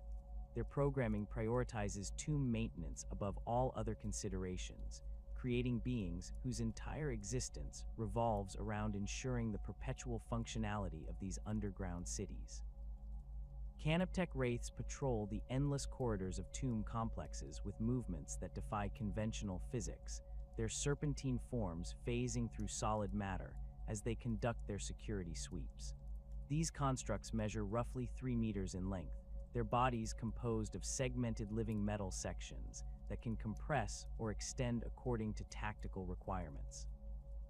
Their heads feature sophisticated sensor arrays disguised as stylized skull designs, incorporating detection systems that can analyze electromagnetic signatures, atmospheric composition, and quantum field fluctuations with precision that exceeds most dedicated scientific instruments.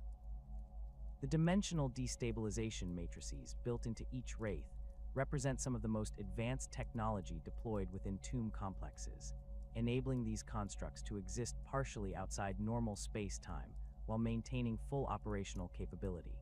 This phasing ability allows them to move through walls, floors, and ceilings without creating structural damage, while their sensors continue monitoring for any signs of unauthorized intrusion or system malfunction. The technology incorporates quantum field manipulation systems that can selectively phase different portions of the wraith's body, allowing them to interact with physical objects when necessary while remaining intangible to potential threats. Their patrol routes follow randomized patterns generated by quantum probability matrices, ensuring that potential intruders cannot predict their movements or identify gaps in security coverage. The wraiths maintain constant communication with tomb complex central systems through quantum entanglement networks, reporting their findings instantaneously regardless of physical distance or dimensional barriers. This communication system allows multiple wraiths to coordinate their activities when investigating disturbances or responding to security breaches. When wraiths detect unauthorized presence within tomb complexes, their response protocols escalate rapidly from observation to active elimination. Their dimensional destabilization matrices can be reconfigured as offensive weapons, creating localized space-time distortions that tear apart molecular bonds and reduce intruders to component atoms. The process appears as a writhing mass of dimensional tears that seem to consume matter while leaving no trace of the destruction behind. These weapons prove particularly effective against heavily armored targets, as conventional protection provides no defense against attacks that bypass normal space-time entirely. The Wraith's combat capabilities extend beyond their primary dimensional weapons to include sophisticated electronic warfare systems that can disrupt enemy communications, navigation equipment, and targeting systems. Their sensor arrays can identify the specific frequencies and protocols used by different technological systems, then generate interference patterns that render these systems ineffective.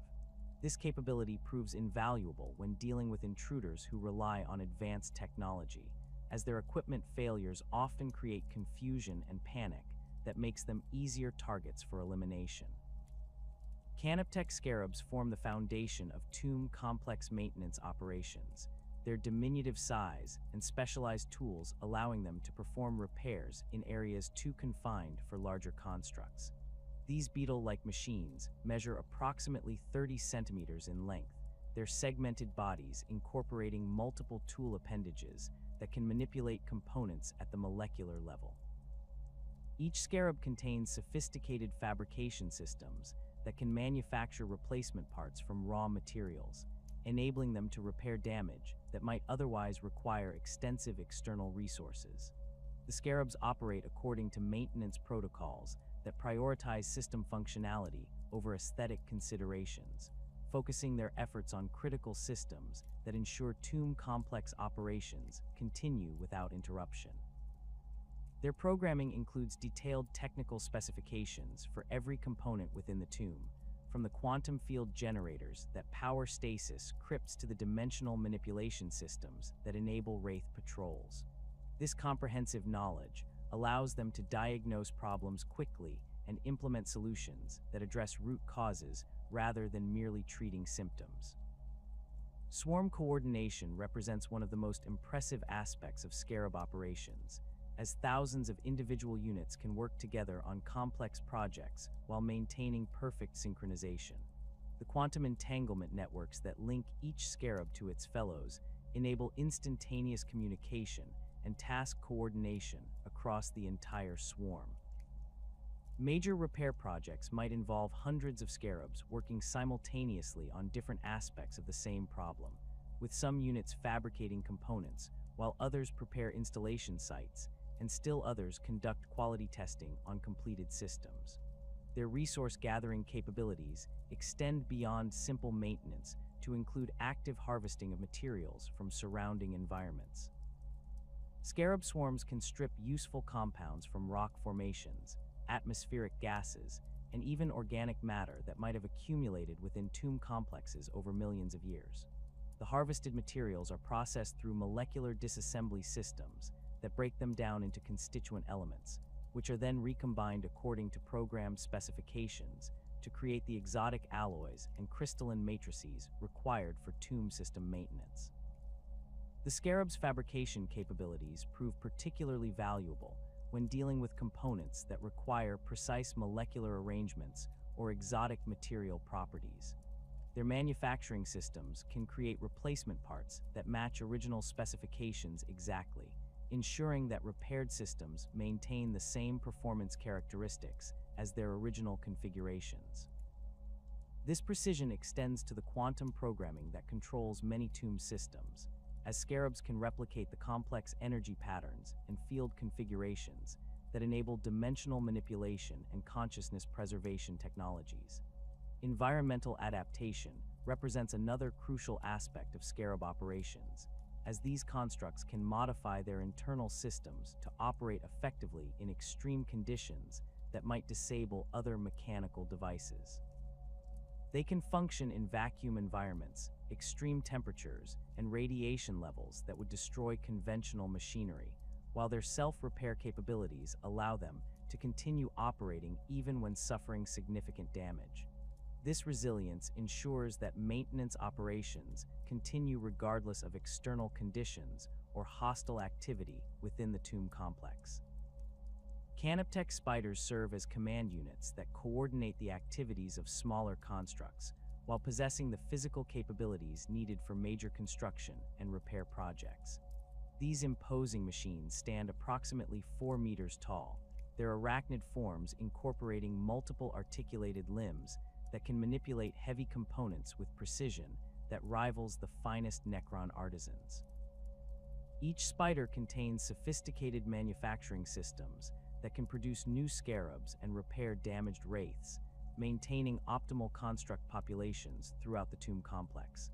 The spider's command capabilities extend far beyond simple coordination, incorporating strategic planning algorithms that can assess long-term maintenance requirements and allocate resources accordingly. Their programming includes predictive models that can anticipate system failures before they occur, enabling preemptive repairs that prevent critical malfunctions. This capability proves invaluable for maintaining tomb complexes over geological timescales, as the spiders can identify components that will require replacement centuries or millennia in advance and begin preparing the necessary materials and procedures. Their fabrication systems represent scaled-up versions of scarab manufacturing capabilities, incorporating larger molecular foundries and more sophisticated assembly systems that can create complex constructs rather than simple replacement parts. A single spider can manufacture dozens of scarabs per day, while simultaneously maintaining production of specialized components needed for tomb system repairs. The manufacturing process incorporates quality control systems that test each newly created construct before deployment, ensuring that all units meet performance specifications and programming requirements. The spiders also serve as mobile command centers that can establish temporary control networks in areas where primary systems have been damaged or compromised. Their communication systems can interface directly with tomb complex central processors, while maintaining independent coordination capabilities that allow them to direct construct activities even when cut off from main systems. This redundancy ensures that maintenance operations continue even during major system failures or hostile attacks that might disrupt normal command structures. Their physical capabilities enable spiders to perform construction tasks that require significant strength and precision, from installing replacement power cores to reconfiguring entire chamber layouts according to changing requirements. Their multiple limbs can work independently on different aspects of the same project, while their sophisticated sensors provide detailed analysis of structural integrity and system performance. This combination of strength and precision makes them invaluable for major reconstruction projects that might reshape entire sections of tomb complexes. The symbiotic relationship between Canoptech constructs and tomb infrastructure creates a self-sustaining system that can maintain itself indefinitely without external intervention. The constructs depend on tomb power systems and manufacturing facilities for their continued operation, while the tomb systems require constant maintenance and repair to function properly over millions of years. This interdependence ensures that both elements of the system prioritize mutual preservation and optimization. Resource cycling within this symbiotic system creates closed-loop manufacturing processes that minimize waste while maximizing efficiency. Materials harvested by scarab swarms are processed through spider manufacturing systems to create replacement components and new constructs as needed. Damaged or obsolete constructs are recycled through the same systems, their materials and components reused to maintain optimal construct populations. This recycling capability enables tomb complexes to maintain themselves indefinitely, using only the resources available within their immediate environment. The learning algorithms built into construct programming enable the entire system to improve its performance over time through accumulated experience. Constructs that encounter new problems or develop innovative solutions share this information through quantum entanglement networks, allowing all units to benefit from individual discoveries. Over millions of years, this collective learning process has created construct populations that possess far more sophisticated capabilities than their original programming specifications. Adaptive maintenance protocols allow the construct population to modify its priorities and procedures according to changing conditions within tomb complexes. As different systems age at different rates or face varying stress levels, construct activities shift to address the most critical maintenance requirements first. This adaptive capability ensures that essential systems receive priority attention, while less critical components are maintained according to available resources and construct availability. The perpetual functionality achieved through this symbiotic relationship extends beyond simple system maintenance to include active improvement and optimization of tomb complex capabilities. Constructs continuously analyze system performance and identify opportunities for enhancement, implementing modifications that improve efficiency, reliability, and defensive capabilities. Over geological timescales, these incremental improvements can result in significant upgrades to tomb complex capabilities without requiring external resources or intervention. Emergency response protocols built into the symbiotic system enable rapid mobilization of construct resources to address critical threats or system failures. When sensors detect potential problems, construct swarms can be redirected from routine maintenance to emergency repairs within minutes. This responsiveness ensures that critical failures are addressed before they can cascade into more serious problems that might threaten the entire tomb complex.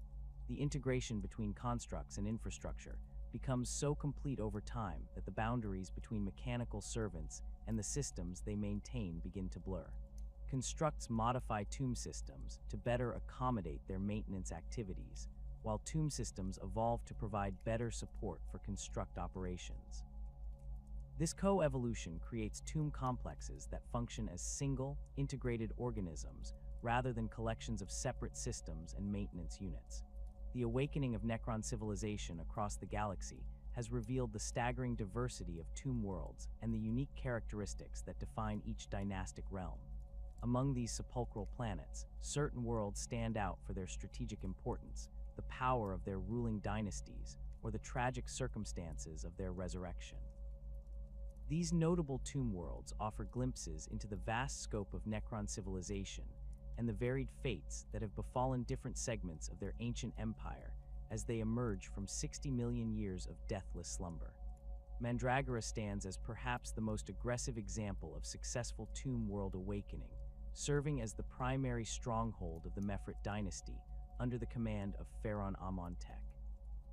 This world exemplifies the militaristic approach that many Necron dynasties have adopted following their resurrection, transforming from a quiet sepulcher into a launching point for systematic conquest campaigns that have already claimed dozens of star systems throughout the Ultima Segmentum. The tomb complexes beneath Mandragora's surface house some of the most extensive military arsenals discovered among awakening Necron worlds, with weapon foundries and construct manufacturing facilities that have operated continuously throughout the Great Sleep. The Mefrit dynasty's approach to galactic reconquest reflects their pre-biotransference reputation as master weaponsmiths and military innovators. Their awakening forces emerge equipped with Gauss weaponry that demonstrates refinements developed over millions of years of automated research and development. The standard Gauss flares wielded by Mefrit warriors incorporate targeting systems and power regulation mechanisms that provide superior accuracy and sustained fire capabilities compared to weapons deployed by other dynasties. More impressively, their heavy weapons platforms feature experimental technologies that push the boundaries of known Gauss manipulation principles. Pharaon Amontech himself represents the pinnacle of Mefrit military philosophy, his consciousness having retained not only complete strategic awareness, but also an insatiable hunger for conquest that drives his dynasty's aggressive expansion campaigns. His mechanical form incorporates weapon systems that blur the line between personal armament and strategic assets, including a staff of light that can coordinate orbital bombardments across multiple star systems simultaneously. The Pharaon's tactical genius manifests in campaigns that demonstrate sophisticated understanding of modern galactic conditions despite his recent awakening from the Great Sleep. The dynasty's expansion strategy focuses on establishing overlapping zones of control that can support sustained military operations across vast distances. Rather than simply conquering individual worlds, Mefrit forces systematically eliminate all resistance within entire sectors before consolidating their gains through the construction of new tomb facilities and defensive installations. This methodical approach has proven devastatingly effective against Imperial forces that expect more conventional invasion patterns, as Mefrit campaigns often begin with the simultaneous conquest of dozens of worlds that suddenly find themselves cut off from reinforcement and resupply. Manufacturing capabilities on Mandragora have expanded far beyond their original specifications during the Great Sleep, with Canoptech Constructs establishing new production facilities that can create specialized equipment for different campaign requirements. The world now produces custom weapon configurations optimized for specific enemy types, from anti-Imperial Guard loadouts designed to counter massed infantry formations to specialized anti-Space Marine equipment that can penetrate power armor with enhanced efficiency. These manufacturing capabilities enable Mefrit forces to adapt their equipment to local conditions rather than relying on standardized configurations that might prove suboptimal against specific opponents.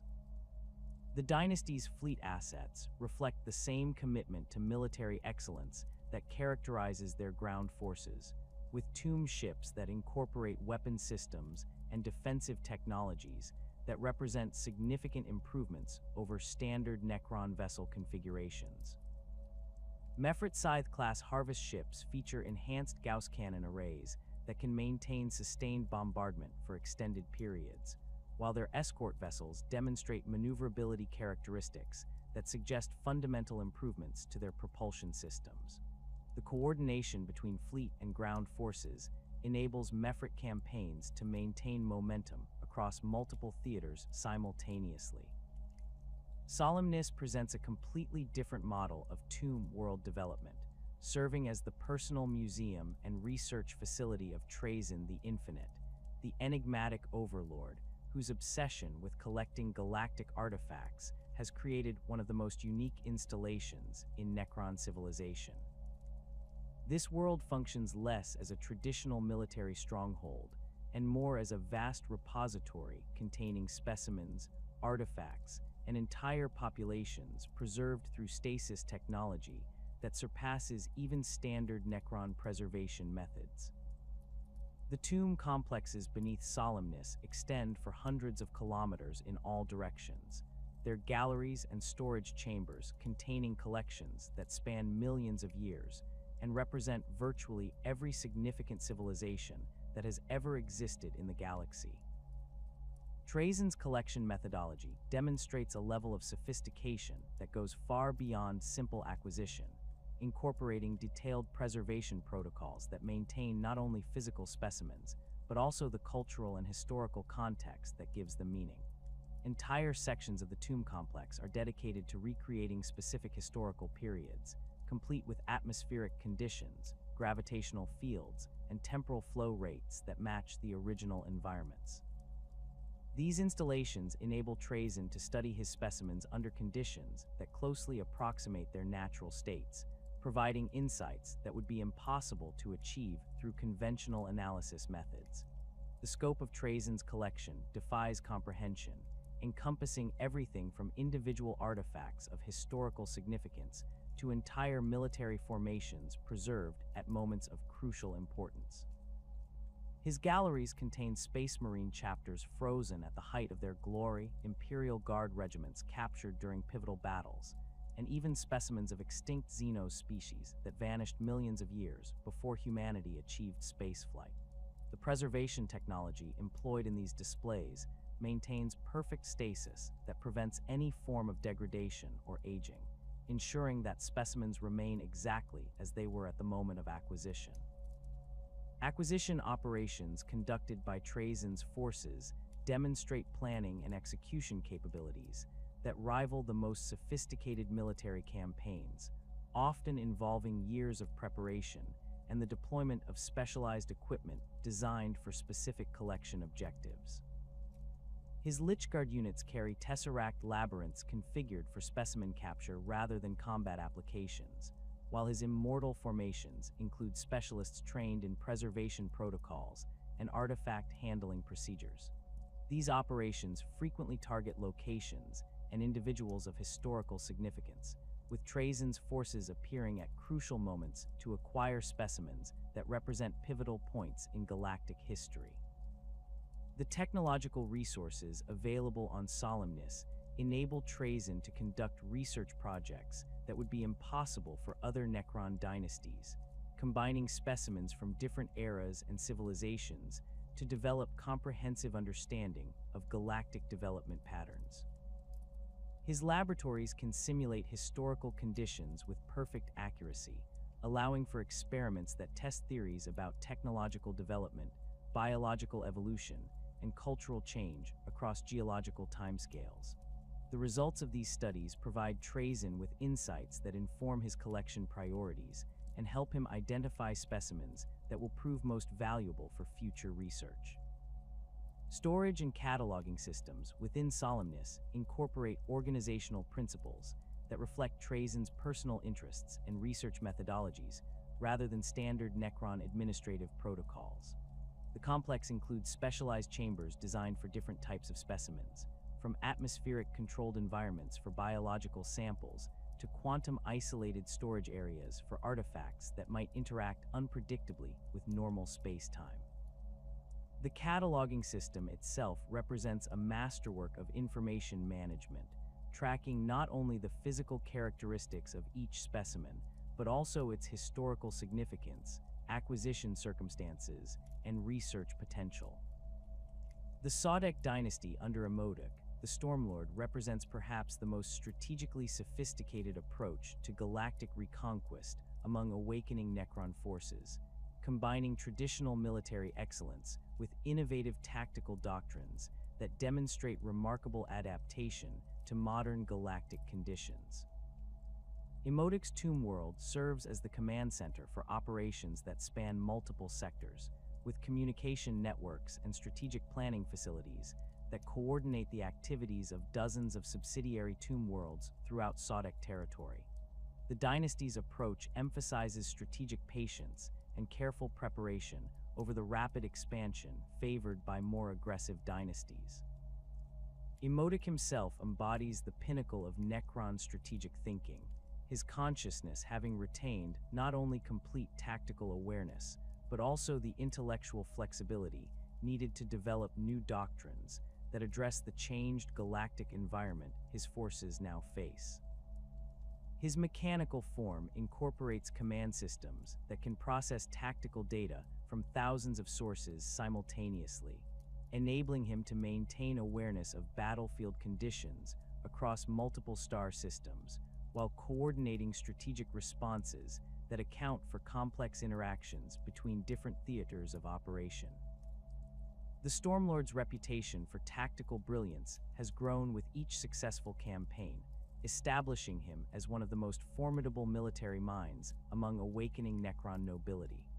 Strategic planning capabilities within the Sodek dynasty reflect Imodic's emphasis on comprehensive intelligence gathering and careful analysis of enemy capabilities before committing forces to major operations. The dynasty maintains extensive reconnaissance networks that monitor Imperial activities throughout their operational area, identifying strategic vulnerabilities and tactical opportunities that can be exploited through precisely timed interventions. This intelligence-driven approach enables Sodek forces to achieve decisive victories through superior positioning and timing, rather than relying solely on technological advantages or numerical superiority. The dynasty's military doctrine emphasizes combined arms operations that integrate different Necron unit types into cohesive formations capable of adapting to various tactical situations. Sodek forces typically deploy with balanced compositions that include warriors for sustained firepower, immortals for tactical flexibility, and specialized units like Deathmarks and Lichguard for specific mission requirements.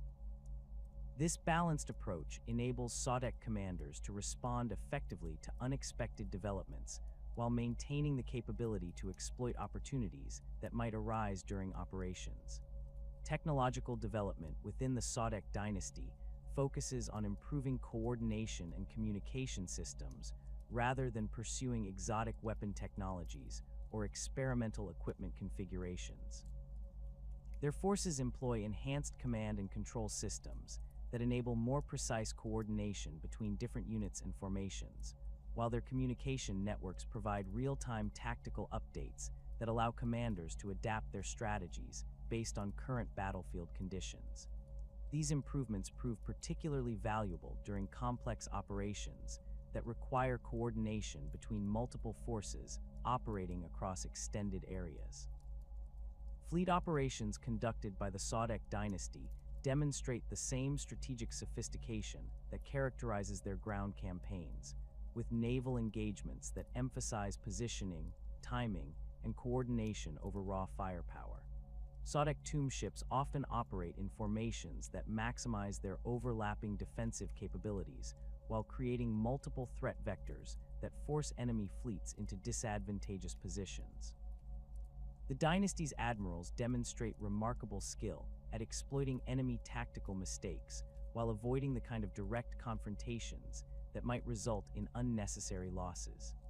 Thanatos serves as a sobering reminder of the catastrophic failures that can occur during Tomb World Awakening procedures, representing one of the most tragic examples of resurrection gone wrong among documented Necron installations. This world suffered cascading system failures during its initial awakening sequence that resulted in the permanent loss of millions of Necron warriors and the corruption of entire command hierarchies. The tomb complexes beneath Thanatos now stand as haunted ruins, where malfunctioning constructs continue their maintenance routines among the remains of their former masters, creating an eerie tableau of mechanical persistence in the face of ultimate failure. The initial awakening sequence on Thanatos began normally, with Canoptech constructs conducting standard preparation procedures and consciousness reconstruction systems activating according to established protocols. However, critical failures in the quantum processing cores that managed consciousness transfer created cascading errors that corrupted personality matrices throughout entire sections of the tomb complex.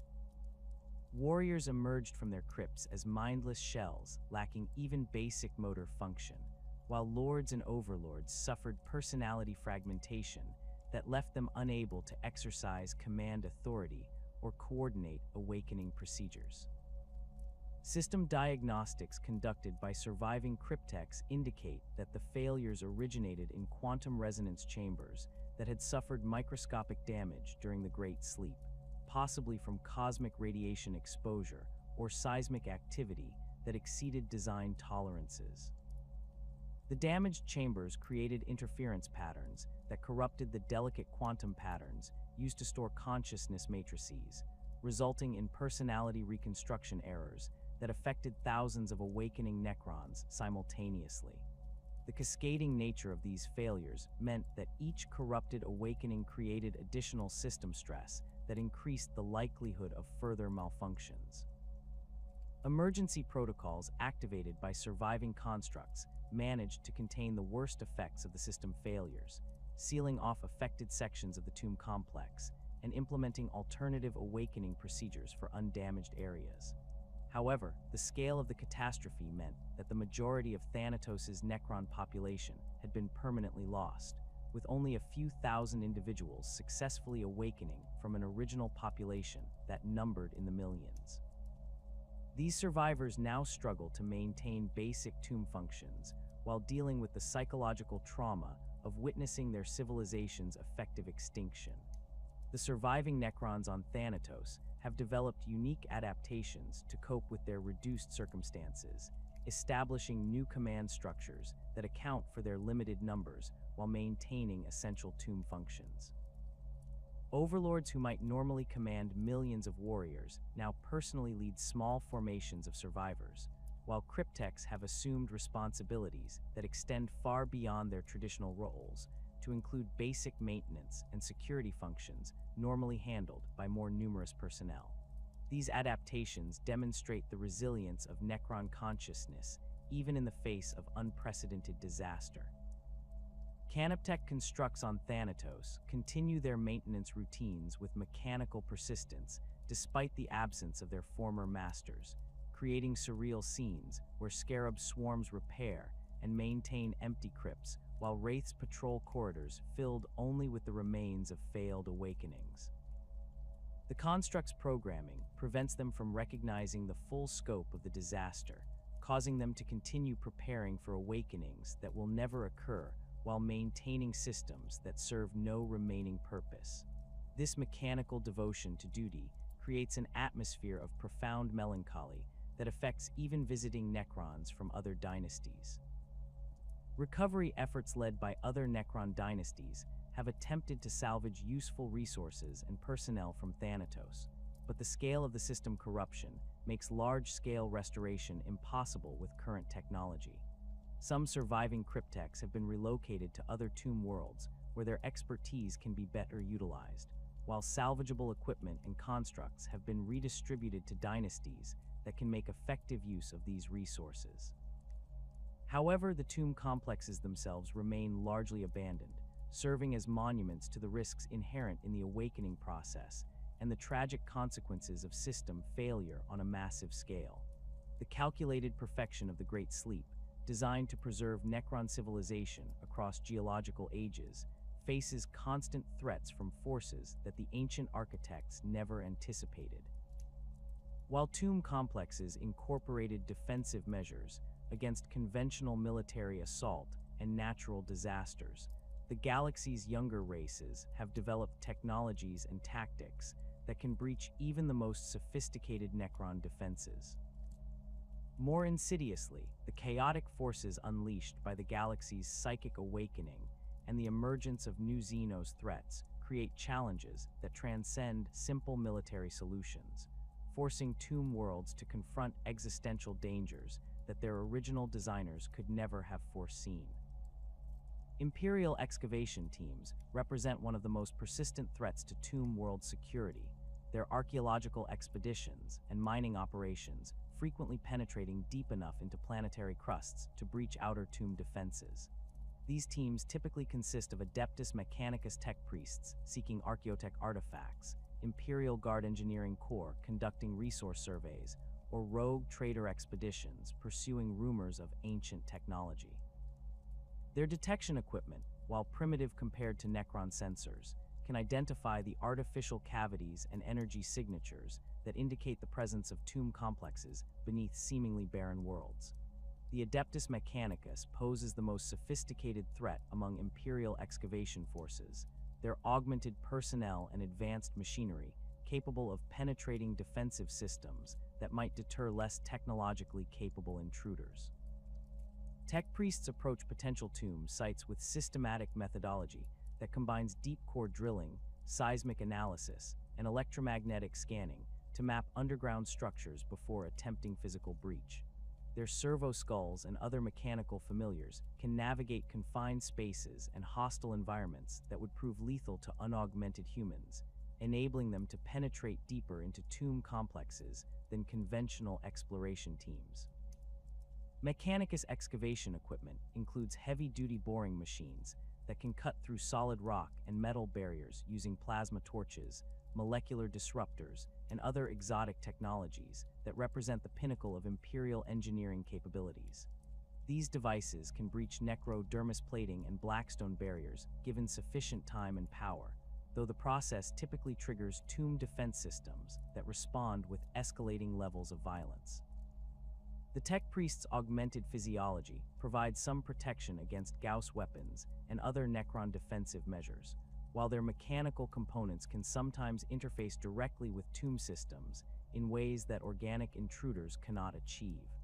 When Mechanicus teams successfully breach tomb complexes, their response to awakening Necron forces depends heavily on the expedition's leadership and objectives. Some tech priests attempt to communicate with awakening Necrons, viewing them as fellow servants of the machine god, whose technology represents the ultimate expression of mechanical perfection. Others respond with immediate hostility, deploying combat servitors and defensive protocols designed to secure valuable archaeotech while eliminating potential threats. The most dangerous Mechanicus expeditions arrive with predetermined extraction objectives, seeking specific technologies or artifacts that they attempt to acquire regardless of Necron resistance. Imperial Guard engineering units typically stumble upon tomb complexes accidentally while conducting resource surveys or establishing military installations on worlds that appear uninhabited. Their excavation equipment, while less sophisticated than Mechanicus technology, can still penetrate tomb defenses through brute force application of industrial-grade mining equipment and explosive charges. Guard engineers approach excavation projects with military efficiency that emphasizes speed and resource extraction over archaeological preservation, often causing significant structural damage to tomb complexes before awakening defenses can respond effectively. The military training of Guard engineering units enables them to respond to awakening Necron forces with coordinated defensive tactics that can delay or sometimes repel initial tomb responses. Their heavy weapons teams deploy anti-tank weaponry that proves moderately effective against Necron warriors, while their communication systems can summon orbital support and reinforcements that escalate local conflicts into major military engagements. However, Guard units typically lack the specialized equipment needed to deal with advanced Necron technologies like dimensional manipulation and resurrection protocols. Rogue trader expeditions present perhaps the most unpredictable threat to tomb world security, their diverse crews and equipment configurations making it difficult for tomb defenses to anticipate their capabilities or objectives. These expeditions often include specialists recruited from various Imperial organizations, creating teams that combine Mechanicus technical expertise with Guard military training and other specialized capabilities. Rogue traders themselves frequently possess archaeotech equipment and exotic weapons that can prove surprisingly effective against Necron defenses, while their warrant of trade provides legal authority to claim entire worlds and their contents for the Imperium. The entrepreneurial nature of rogue trader expeditions means that their response to tomb world discoveries varies dramatically based on the expedition's leadership, resources, and objectives. Some traders attempt to establish profitable relationships with awakening Necrons, offering Imperial goods and services in exchange for access to advanced technologies. Others view tomb worlds as sources of immense wealth that justify any level of risk or collateral damage required for successful exploitation. The most dangerous rogue trader expeditions arrive with military forces sufficient to conduct sustained campaigns against awakening tomb defenses. Chaos incursions represent a fundamentally different category of threat to tomb world security. Their demonic manifestations and reality warping effects creating challenges that transcend conventional military responses. The psychic storms and warp rifts that accompany major chaos invasions can disrupt the quantum field generators and dimensional stabilizers that maintain tomb complex integrity, causing system failures that compromise stasis protocols and awakening procedures. More insidiously, demonic presence within tomb complexes can corrupt the consciousness matrices that preserve Necron personalities, creating awakening failures that produce insane or corrupted individuals rather than properly restored nobles and warriors. Demonic manifestations within tomb complexes create localized reality distortions that interfere with the precise physical laws that govern Necron technology. Gauss weapons may malfunction when firing through areas of high warp concentration. Their molecular disruption affects becoming unpredictable or failing entirely. Resurrection protocols can become corrupted when exposed to demonic influence, causing awakening Necrons to emerge with personality disorders, memory gaps, or complete consciousness fragmentation that renders them effectively non-functional. The corruption of tomb systems by chaos influence follows patterns that reflect the specific nature of the demonic forces involved. Cornate demons create fields of rage and violence that can override Necron loyalty programming, causing awakening warriors to turn against their commanders or engage in senseless destruction that serves no tactical purpose. Tzeentchian influence manifests as system malfunctions that appear random, but follow subtle patterns designed to maximize confusion and strategic disadvantage. Nerglite corruption causes physical decay that affects even necrodermis and living metal, creating structural failures that compromise tomb integrity over time.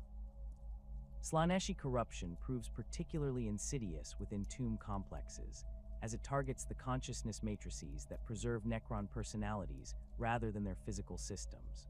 Awakening Necrons exposed to Slaaneshi influence may emerge with enhanced emotional responses that their mechanical bodies cannot properly process, creating psychological instabilities that manifest as erratic behavior, obsessive compulsions, or complete personality breakdown.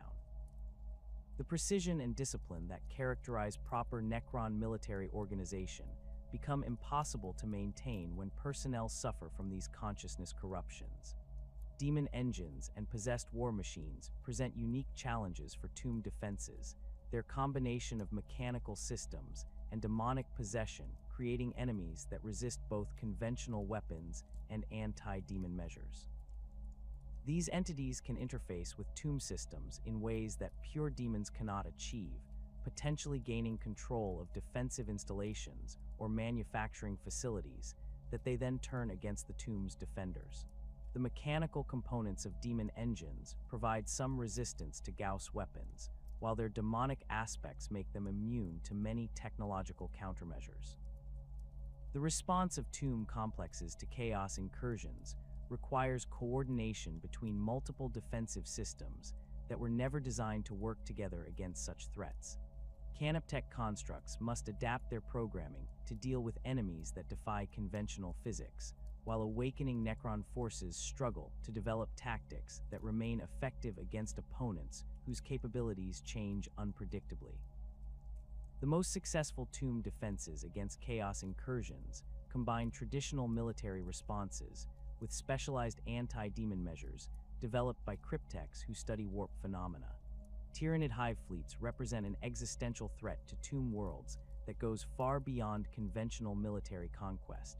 Their bioabsorption processes capable of consuming entire planets, including the tomb complexes buried deep within their crusts. The Tyranid approach to planetary consumption involves systematic stripping of all organic and inorganic matter, transforming entire worlds into lifeless husks while incorporating useful genetic material and mineral resources into new bioforms.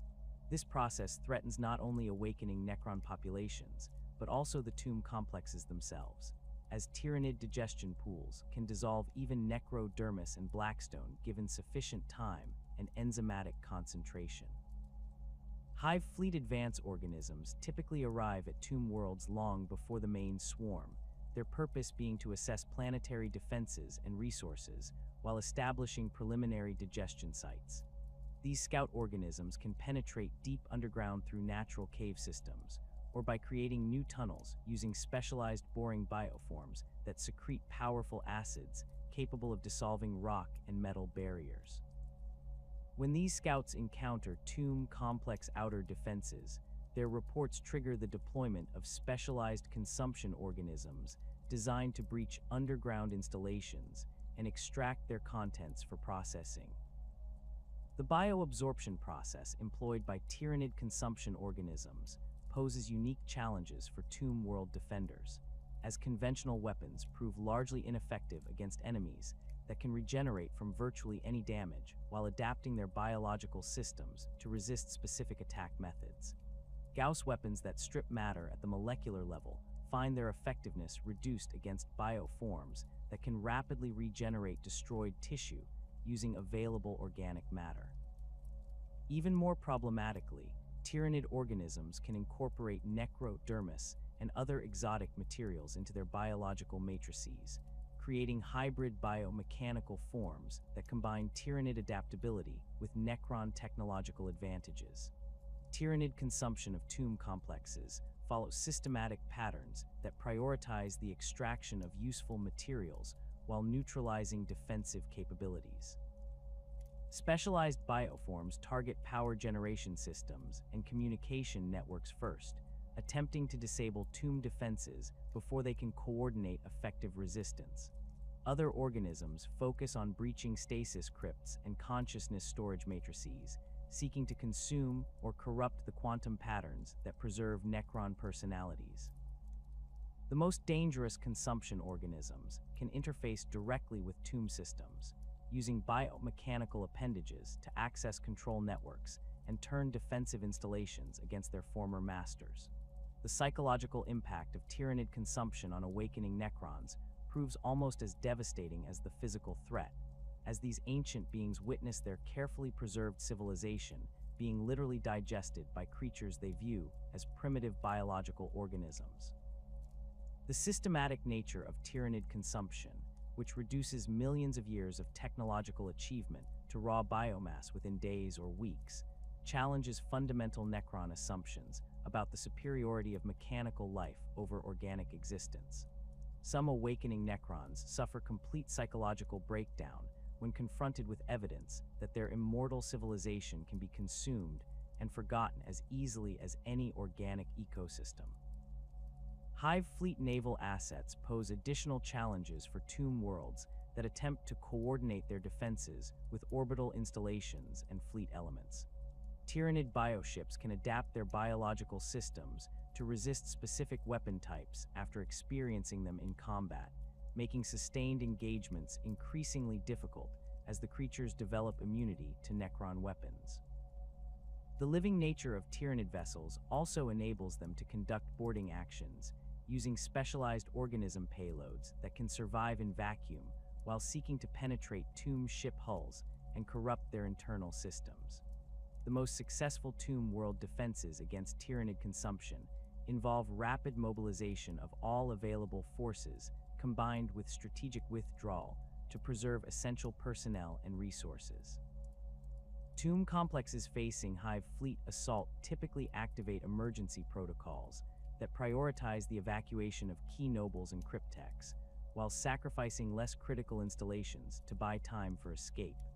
These evacuations often involve the use of dimensional manipulation technologies to transport personnel and resources to other tomb worlds before the consumption process can reach critical systems.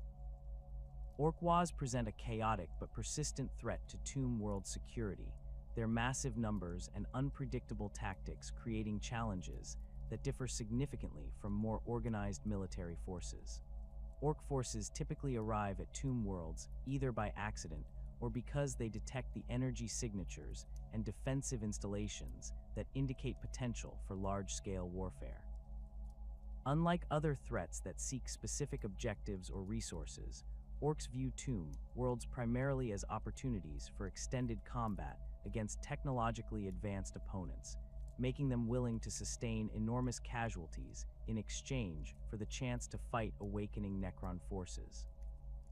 The random nature of orc exploration and expansion means that Waz can arrive at tomb worlds at any point during the awakening process, from initial resurrection phases, when only basic defensive systems are operational, to full awakening, when entire dynasties have restored their military capabilities. Early-stage encounters typically involve small orc forces stumbling upon tomb entrances and triggering defensive responses that escalate into larger conflicts as more orcs arrive to join the fighting. These initial skirmishes can disrupt carefully planned awakening sequences by forcing tomb complexes to divert resources toward immediate defensive needs rather than systematic resurrection procedures. Orc technology, while primitive compared to Necron systems, possesses an unpredictable effectiveness that stems from their psychic field effects and willingness to employ brute force solutions to technical problems. Orc weapons can sometimes achieve results that more sophisticated Imperial or Chaos equipment cannot match, particularly when deployed in massive concentrations that overwhelm defensive systems through sheer volume of fire. Their vehicles and equipment demonstrate remarkable resilience that enables them to continue functioning despite damage that would disable more complex machines, creating prolonged engagements that strain tomb world resources. The orc approach to tomb world assault emphasizes mass infantry attacks supported by heavy weapons, and crude but effective siege equipment. Orc boys advance in massive formations that accept enormous casualties while seeking to overwhelm Necron defensive positions through numerical superiority. Their big guns and other heavy weapons provide fire support that can damage tomb installations despite their primitive construction, while specialized units like commandos attempt to infiltrate tomb complexes through stealth and sabotage operations. Orc mechboys represent a particular threat to tomb world security due to their ability to jury-rig captured Necron technology into functional weapons and equipment for Orc forces. These crude engineers can sometimes reverse engineer basic Necron systems, creating hybrid devices that combine Orc mechanical principles with Necron technological components. While these jury-rigged systems rarely match the performance of original Necron equipment, they can prove surprisingly effective and enable Orc forces to maintain extended sieges against tomb installations. The psychological impact of Orc Waz on awakening Necrons varies significantly based on the dynasty's military traditions and the scale of the Orc assault. Some Necron nobles view Orc attacks as welcome opportunities to test their restored military capabilities against numerous but relatively primitive opponents. Others find the chaotic nature of Orc warfare frustrating, as their tactical planning and strategic coordination prove less effective against enemies who operate according to principles that defy conventional military logic. The most dangerous aspect of Orc Waz for tomb world security lies in their potential to trigger premature mass awakenings that disrupt carefully planned resurrection sequences. Orc assaults can force tomb complexes to activate emergency protocols that bring entire legions online simultaneously rather than following the gradual awakening procedures that ensure proper consciousness reconstruction and command hierarchy restoration. These emergency awakenings often result in higher rates of personality corruption and system failure, creating long-term problems that persist long after the immediate Orc threat has been eliminated. Orc occupation of tomb world surface installations can create persistent security problems that complicate normal tomb operations for extended periods. Orc forces demonstrate remarkable tenacity when establishing defensive positions, creating crude but effective fortifications that can resist Necron attempts at reclamation. Their ability to scavenge materials and construct new weapons from available resources means that even small Orc forces can maintain resistance for months or years, while reinforcements arrive from other parts of the Wa. The interaction between different threat types creates compound challenges that exceed the sum of their individual dangers, as tomb worlds may face simultaneous assault from multiple enemy forces with conflicting objectives and incompatible technologies. Imperial excavation teams operating during chaos incursions must contend with both awakening Necron defenses and demonic manifestations, while Tyranid consumption processes can be disrupted by Orc Waz that view the bioforms as additional enemies to fight rather than environmental hazards to avoid. The return of Zarek, the Silent King, from his self-imposed exile in the galactic void, marked a pivotal moment in the awakening of Necron civilization. For 60 million years, the last of the Triarch had wandered the empty spaces between galaxies, witnessing the birth and death of stellar formations, while contemplating the magnitude of his decisions during the war in heaven. His mechanical form had endured the cosmic radiation and gravitational anomalies of intergalactic space, sustained by power sources that drew energy from the quantum vacuum itself. The isolation had preserved not only his physical integrity, but also his complete consciousness, unmarred by the degradation that affected some awakening Necrons who had spent the Great Sleep in less stable conditions. Zarek's journey through the void had provided him with a unique perspective on galactic development. His advanced sensors, detecting the rise and fall of civilizations across multiple spiral arms, while monitoring the subtle changes in psychic emanations that indicated the galaxy's gradual recovery from the war in heaven's devastation. His observations revealed patterns of technological development and biological evolution that confirmed his original calculations about the optimal timing for Necron awakening. More ominously, his long-range detection systems had identified massive biosignatures approaching from beyond the galactic rim, their scale and organization suggesting a threat unlike anything the galaxy had previously faced. The Silent King's return began with carefully orchestrated contacts with the most stable and strategically positioned tomb worlds throughout the galaxy. Rather than announcing his presence through broad communications that might alert younger races to the scope of Necron awakening, Zarek employed quantum entanglement networks that had been established before the Great Sleep, but remained dormant throughout the long hibernation.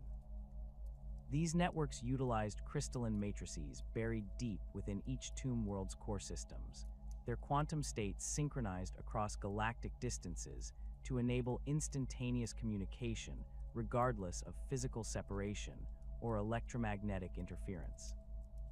The reactivation of these communication networks required precise coordination between Zarek's personal systems and the tomb world's central processors, as the quantum entanglement patterns had shifted subtly over millions of years due to galactic rotation and stellar drift.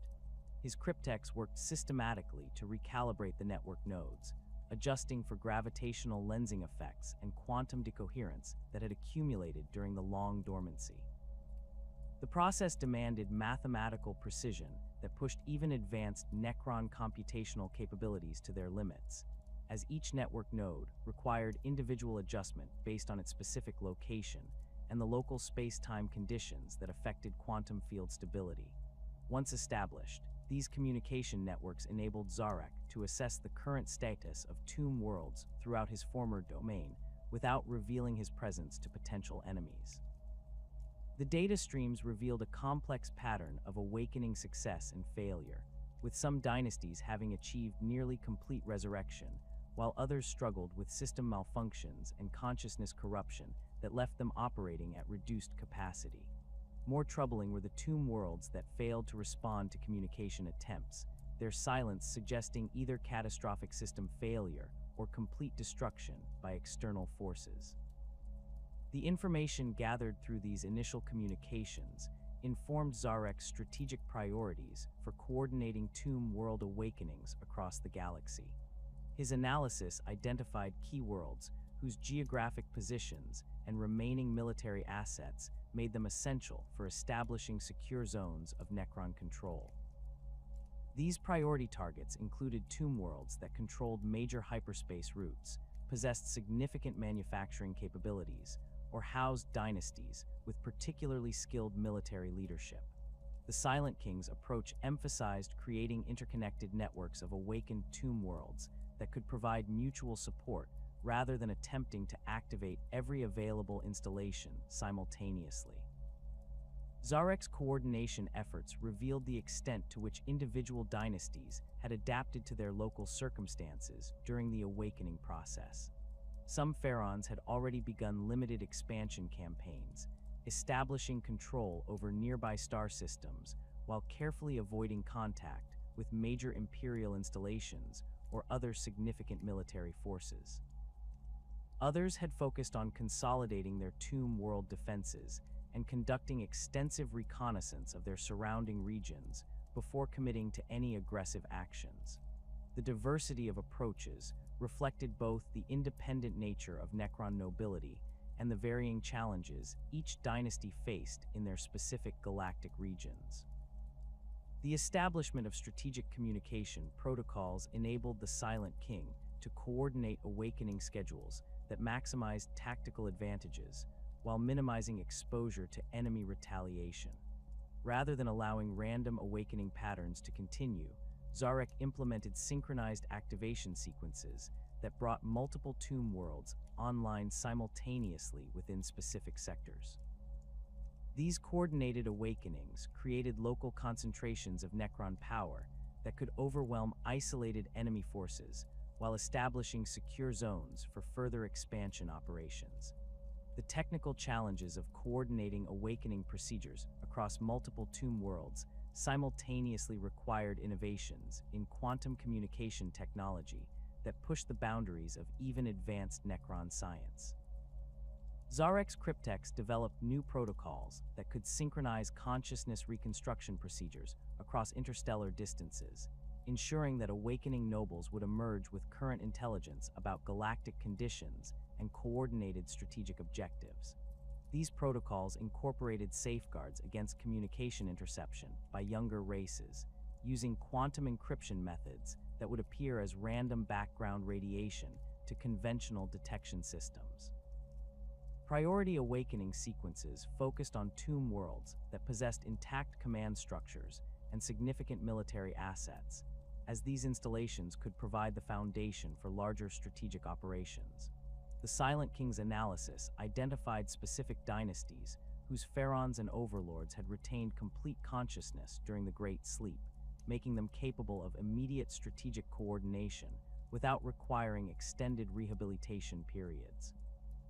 These priority awakenings created a network of experienced commanders who could oversee the resurrection of less stable tomb worlds while coordinating defensive preparations against potential threats.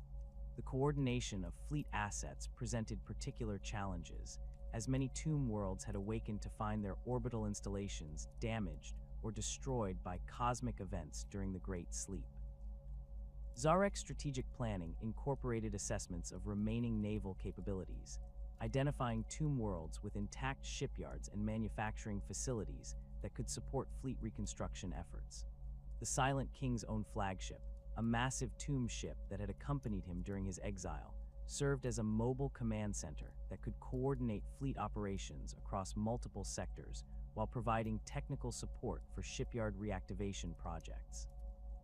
Manufacturing coordination became a crucial aspect of Zarek's strategic planning, as the varied awakening schedules had left some tomb worlds with surplus production capacity, while others struggled with equipment shortages that limited their operational capabilities.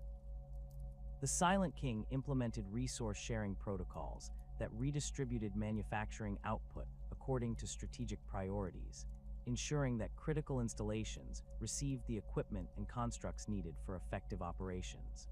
These coordination efforts revealed the remarkable resilience of Necron industrial systems, as automated factories had continued producing basic equipment throughout the Great Sleep despite the absence of conscious oversight. The integration of awakening tomb worlds into coordinated strategic networks required careful attention to the political dynamics that had shaped Necron civilization before the Great Sleep. Ancient rivalries between dynasties could potentially undermine cooperative efforts, while territorial disputes dating back millions of years might resurface as awakening nobles sought to reclaim their ancestral domains. Zarek's approach emphasized practical cooperation over historical grievances, establishing command structures based on current capabilities and strategic requirements rather than traditional hierarchical relationships. Regional command centers emerged from the Silent King's coordination efforts, with particularly stable and well-equipped tomb worlds serving as strategic hubs that could direct operations across multiple sectors. These command centers incorporated enhanced communication systems and strategic planning facilities that enabled real-time coordination of military operations across vast distances.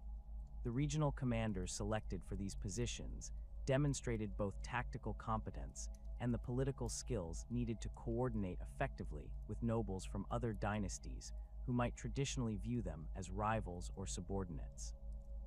The Silent King's warnings about approaching Tyranid hive fleets provided a unifying threat that helped overcome traditional dynastic rivalries and territorial disputes. His detailed observations of the biosignatures approaching from beyond the galactic rim painted a picture of an enemy unlike anything Necron civilization had previously encountered. Unlike the Old Ones and their client races, who had sought to reshape the galaxy according to their vision, the Tyranids appeared to view all existing life as nothing more than biomass to be consumed and incorporated into their expanding swarms. Intelligence analysis conducted by Zarek's cryptex revealed the systematic nature of Tyranid expansion, with hive fleets following predictable patterns that consumed entire star systems while leaving nothing behind but lifeless husks stripped of all organic and inorganic matter. The scale of this threat dwarfed the challenges posed by individual imperial sectors, or orquas, as the approaching swarms possessed the capability to consume the entire galaxy if left unchecked. More troubling still, preliminary analysis suggested that Tyranid bioabsorption processes could potentially consume even Necron tomb worlds, dissolving necrodermis and blackstone structures given sufficient time and enzymatic concentration.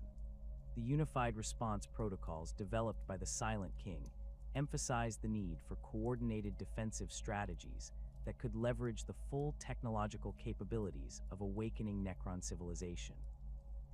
Rather than allowing individual dynasties to face the Tyranid threat in isolation, Zarek proposed strategic coordination that would concentrate Necron forces at key defensive positions, while maintaining the flexibility needed to respond to the unpredictable nature of Hive fleet assault patterns. These protocols incorporated lessons learned from previous encounters with Tyranid scout organisms, emphasizing the importance of preventing the establishment of bioabsorption sites that could support larger swarm concentrations. Strategic planning for anti-Tyranid operations revealed the unique advantages that Necron technology could provide against biomechanical enemies. Gauss weapons proved particularly effective against Tyranid bioforms, their molecular disruption effects preventing the regeneration capabilities that made these creatures so resilient against conventional weapons. More significantly, Necron resurrection protocols could potentially provide sustainable advantages in prolonged engagements, as fallen warriors could be restored to combat effectiveness, while Tyranid losses represented permanent reductions in swarm capabilities.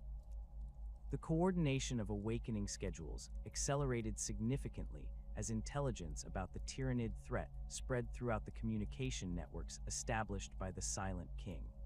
Tomb worlds that had been planning gradual, careful awakenings began implementing emergency protocols that brought entire legions online simultaneously. While these accelerated procedures increased the risk of consciousness corruption and system failure, the magnitude of the approaching threat made such risks acceptable compared to the alternative of facing Hive fleets with incomplete military forces.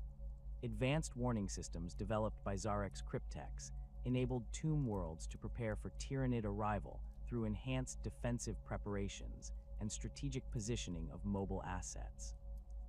These systems incorporated long-range sensors that could detect biosignatures across multiple star systems, providing early warning of approaching Hive fleet elements while tracking their movement patterns and consumption rates. The data gathered by these sensors informed strategic decisions about evacuation priorities and defensive resource allocation, enabling tomb worlds to maximize their survival chances through careful preparation and tactical positioning. The Silent King's coordination efforts extended beyond immediate military concerns to encompass the long-term strategic challenges of rebuilding Necron civilization in a galaxy that had changed dramatically during their absence. His analysis revealed that the younger races had achieved technological capabilities that, while still inferior to Necron science, represented significant advances over the primitive civilizations that had existed during the early phases of the Great Sleep. The Imperium of Man, in particular, had demonstrated organizational capabilities and military technologies that demanded careful strategic consideration rather than simple technological superiority. Cultural preservation became an unexpected priority within the Silent King's coordination efforts, as awakening Necrons struggled to maintain connection with their pre-biotransference heritage while adapting to their mechanical existence. Zarek's approach emphasized the importance of maintaining dynastic traditions and territorial identities that could provide psychological anchors for nobles whose consciousness had been preserved across millions of years. These cultural elements served practical purposes as well, providing familiar command structures and ceremonial protocols that facilitated coordination between dynasties that might otherwise struggle with integration challenges. The coordination of research and development efforts revealed the remarkable advances that automated systems had achieved during the Great Sleep, with Cryptek laboratories having continued their work throughout the long hibernation. These automated research programs had produced innovations in dimensional manipulation, quantum field theory, and consciousness transfer technology that exceeded the capabilities available before the Great Sleep.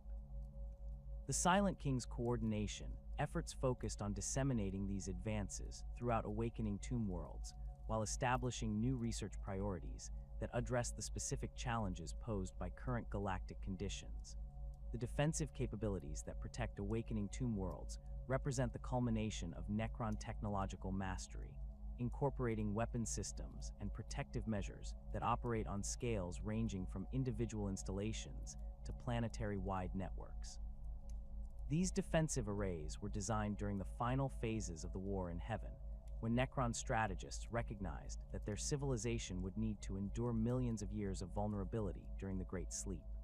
The resulting defensive networks combine passive protection systems with active weapons platforms capable of engaging threats across multiple dimensions simultaneously, creating layered defensive zones that can eliminate enemies before they achieve visual contact with tomb installations. Gauss pylon networks form the backbone of tomb world defensive systems, their towering crystalline structures rising from planetary surfaces like technological mountains that channel and focus destructive energies across orbital distances. Each pylon stands between 300 and 500 meters tall, its multifaceted surface composed of living crystal matrices that can absorb stellar radiation, planetary magnetic field fluctuations, and ambient cosmic energy to power weapon systems that operate continuously for millions of years without external fuel sources. The crystalline composition incorporates quantum resonance chambers that amplify collected energy through harmonic multiplication, enabling individual pylons to generate power outputs that rival small stars while maintaining perfect structural stability. The geometric arrangement of pylon networks follows mathematical principles that maximize overlapping fields of fire while creating energy resonance patterns that enhance the destructive potential of individual installations.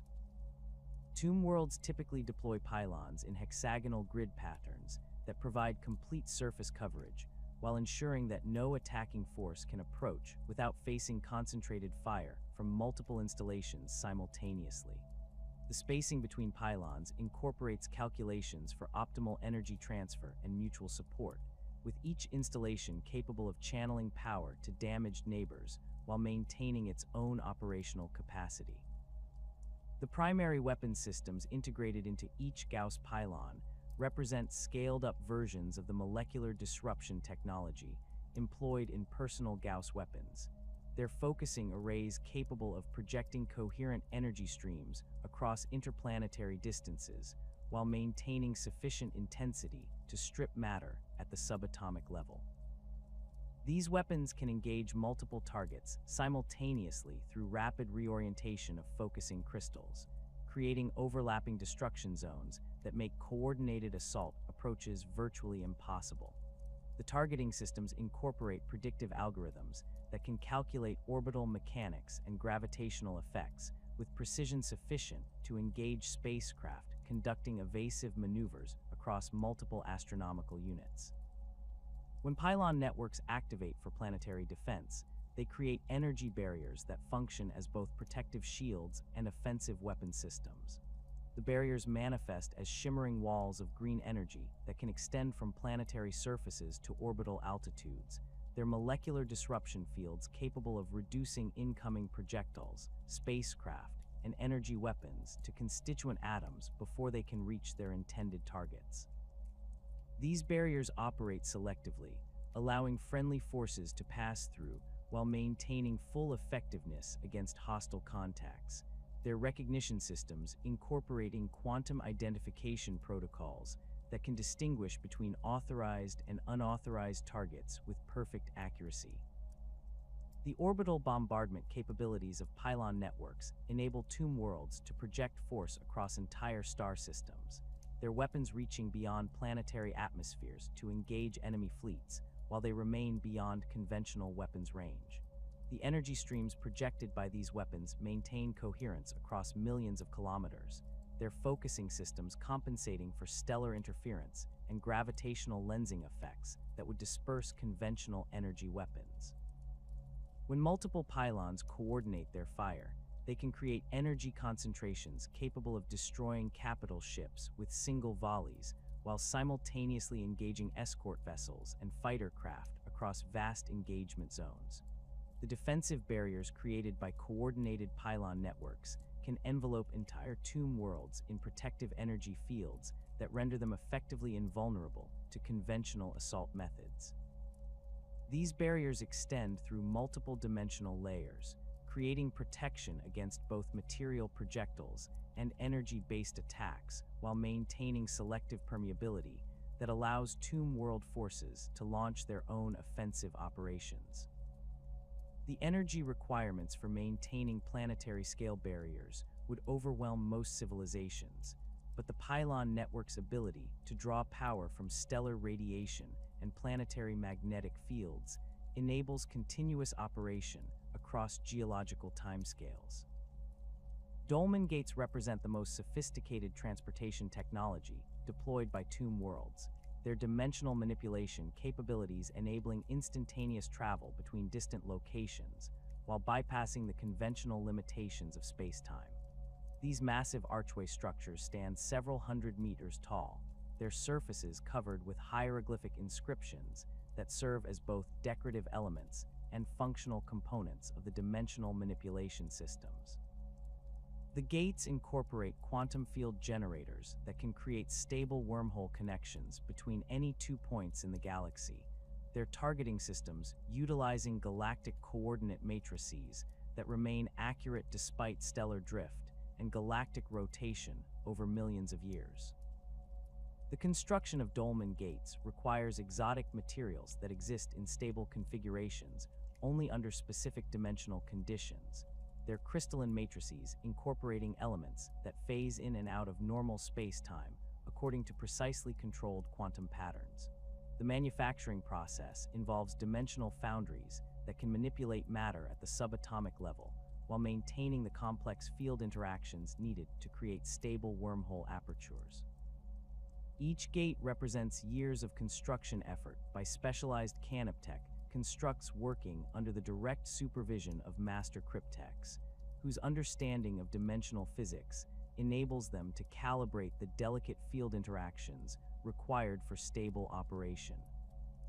The activation of dolmen gates creates visible distortions in space-time that manifest as swirling vortexes of energy contained within the gate apertures, their surfaces reflecting images from the destination locations while maintaining perfect stability despite the enormous energies involved in dimensional manipulation.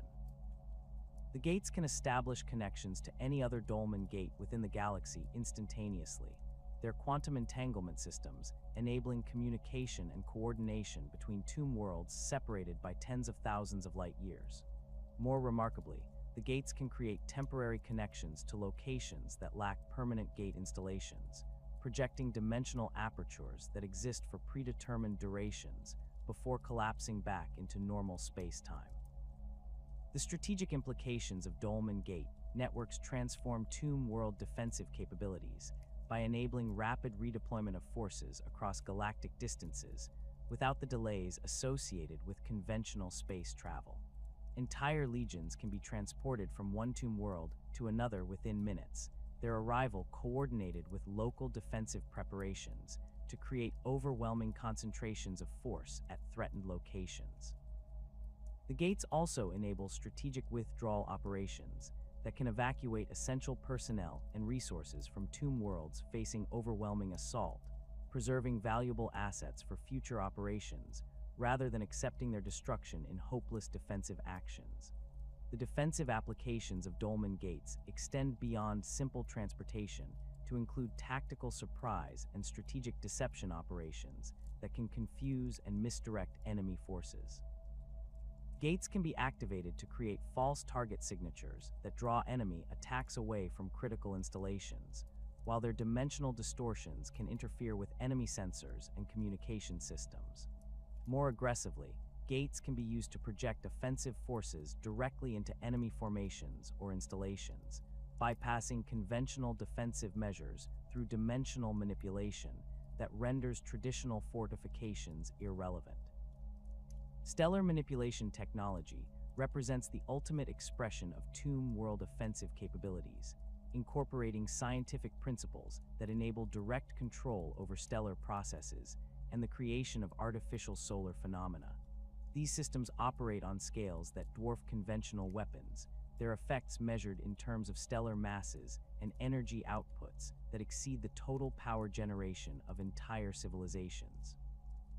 The technology builds upon Necron understanding of fundamental forces developed during their alliance with the Khatan, incorporating techniques for manipulating electromagnetic fields, nuclear processes, and gravitational interactions that govern stellar behavior.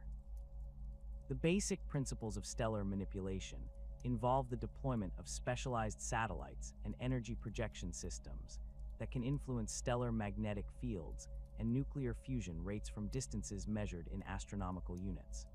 These systems create artificial solar flares and coronal mass ejections that can be directed towards specific targets, delivering energy concentrations equivalent to multiple stellar outputs focused into relatively small areas. The targeting systems incorporate calculations for stellar mechanics and orbital dynamics that enable precise delivery of solar phenomena to designated coordinates despite the enormous distances and time delays involved.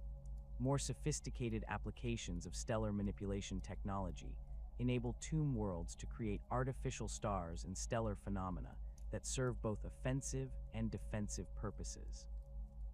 Artificial stars can be positioned to provide power sources for tomb installations, while creating gravitational effects that influence spacecraft navigation and orbital mechanics throughout entire star systems.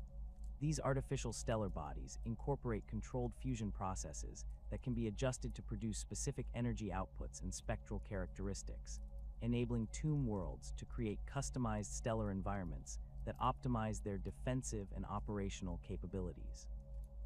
The weaponization of stellar phenomena enables tomb worlds to project destructive effects across interstellar distances.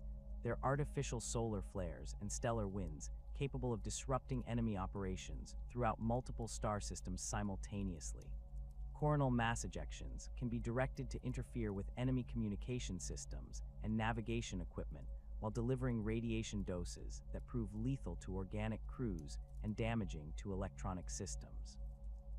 More dramatically, stellar manipulation can create nova-like events that release enormous amounts of energy in directed patterns, effectively turning entire stars into weapons platforms that can engage targets across multiple light years.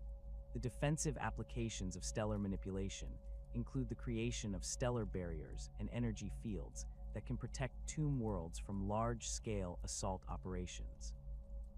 Artificial stellar winds can be generated to create particle streams that interfere with incoming projectiles and energy weapons, while providing early warning of approaching enemy forces. Solar radiation can be focused and redirected to create protective barriers around tomb installations, their energy concentrations sufficient to vaporize incoming threats while maintaining selective permeability that allows friendly forces to operate normally. Phase generators represent the most exotic defensive technology deployed by tomb worlds, their dimensional manipulation capabilities enabling entire planetary installations to exist partially outside normal space-time while maintaining full operational capability. These systems incorporate quantum field manipulation technology that creates localized distortions in the fabric of reality itself, allowing tomb worlds to phase in and out of material existence according to tactical requirements. The technology builds upon principles developed during the War in Heaven for creating dimensional weapons and protective systems that could operate across multiple layers of reality simultaneously. The basic operation of phase generators involves the creation of quantum field matrices that can selectively alter the dimensional properties of matter within designated areas, causing affected objects to exist in quantum superposition states that place them partially outside normal space-time. The process requires enormous energy inputs and precise field calibration to maintain stability across planetary scales, with any miscalculation potentially resulting in catastrophic dimensional collapse that could destroy the entire tomb world. The generators incorporate multiple redundant systems and fail-safe mechanisms that can maintain stable operation even when individual components suffer damage or malfunction. When tomb worlds activate their phase generators for defensive purposes, the effects manifest as shimmering distortions that make the planetary surface appear translucent and insubstantial, while maintaining the appearance of normal matter. Enemy weapons fired at phased installations pass through their targets harmlessly, their projectiles and energy beams unable to interact with matter that exists in altered dimensional states. The phasing effect operates selectively, allowing tomb world defensive systems to engage enemies while remaining immune to return fire, creating tactical advantages that render conventional assault methods completely ineffective. The strategic implications of phase generator technology enable tomb worlds to survive threats that would otherwise result in their complete destruction, their ability to exist outside normal space-time providing ultimate protection against overwhelming enemy forces. Tomb worlds facing tyrannid consumption or chaos corruption can phase out of normal reality until the threats pass, their installations remaining safely preserved in dimensional isolation while maintaining the capability to monitor external conditions and coordinate with other tomb installations. The technology also enables strategic deception operations, as phased tomb worlds can appear to be destroyed or abandoned while actually maintaining full operational capability in altered dimensional states. The coordination between different defensive systems creates synergistic effects that multiply the protective capabilities available to tomb worlds beyond the sum of their individual components.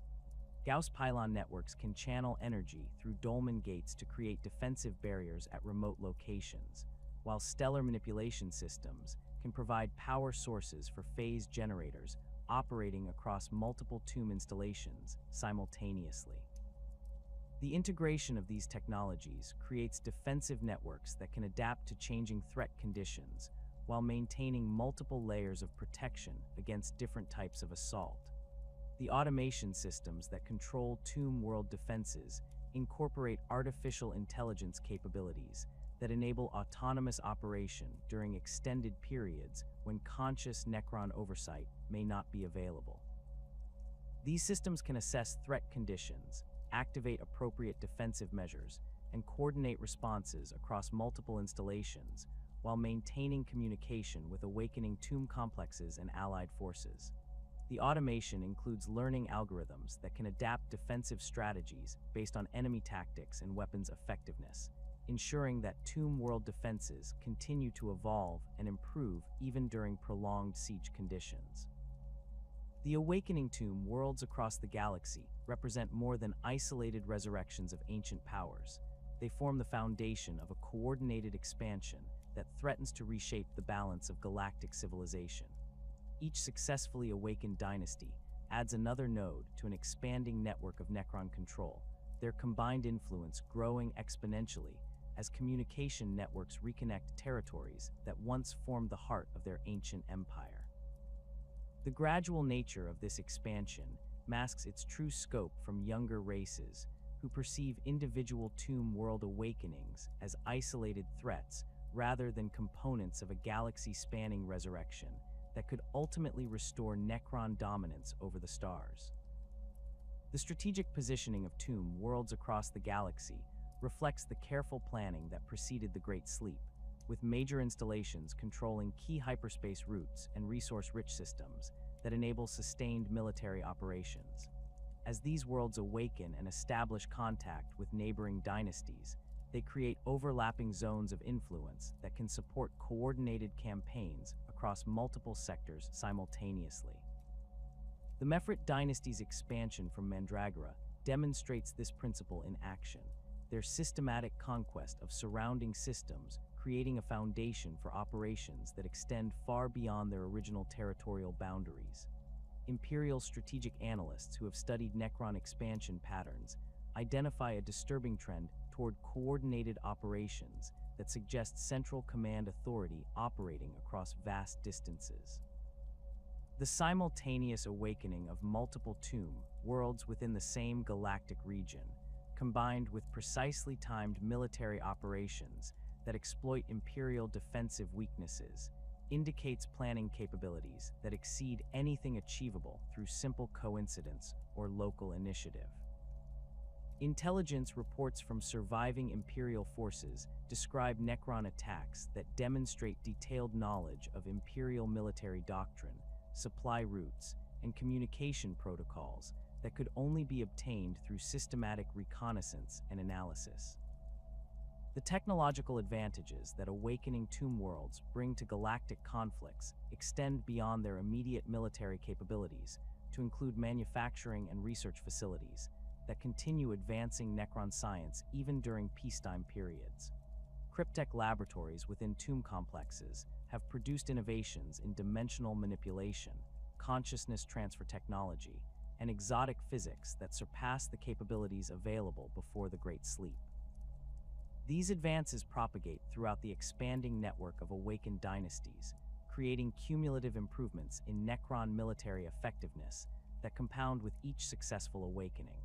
The resurrection of ancient fleets compounds the military threat posed by awakening tomb worlds, as orbital installations and shipyards that have remained dormant for millions of years begin producing new vessels while restoring existing craft to operational status.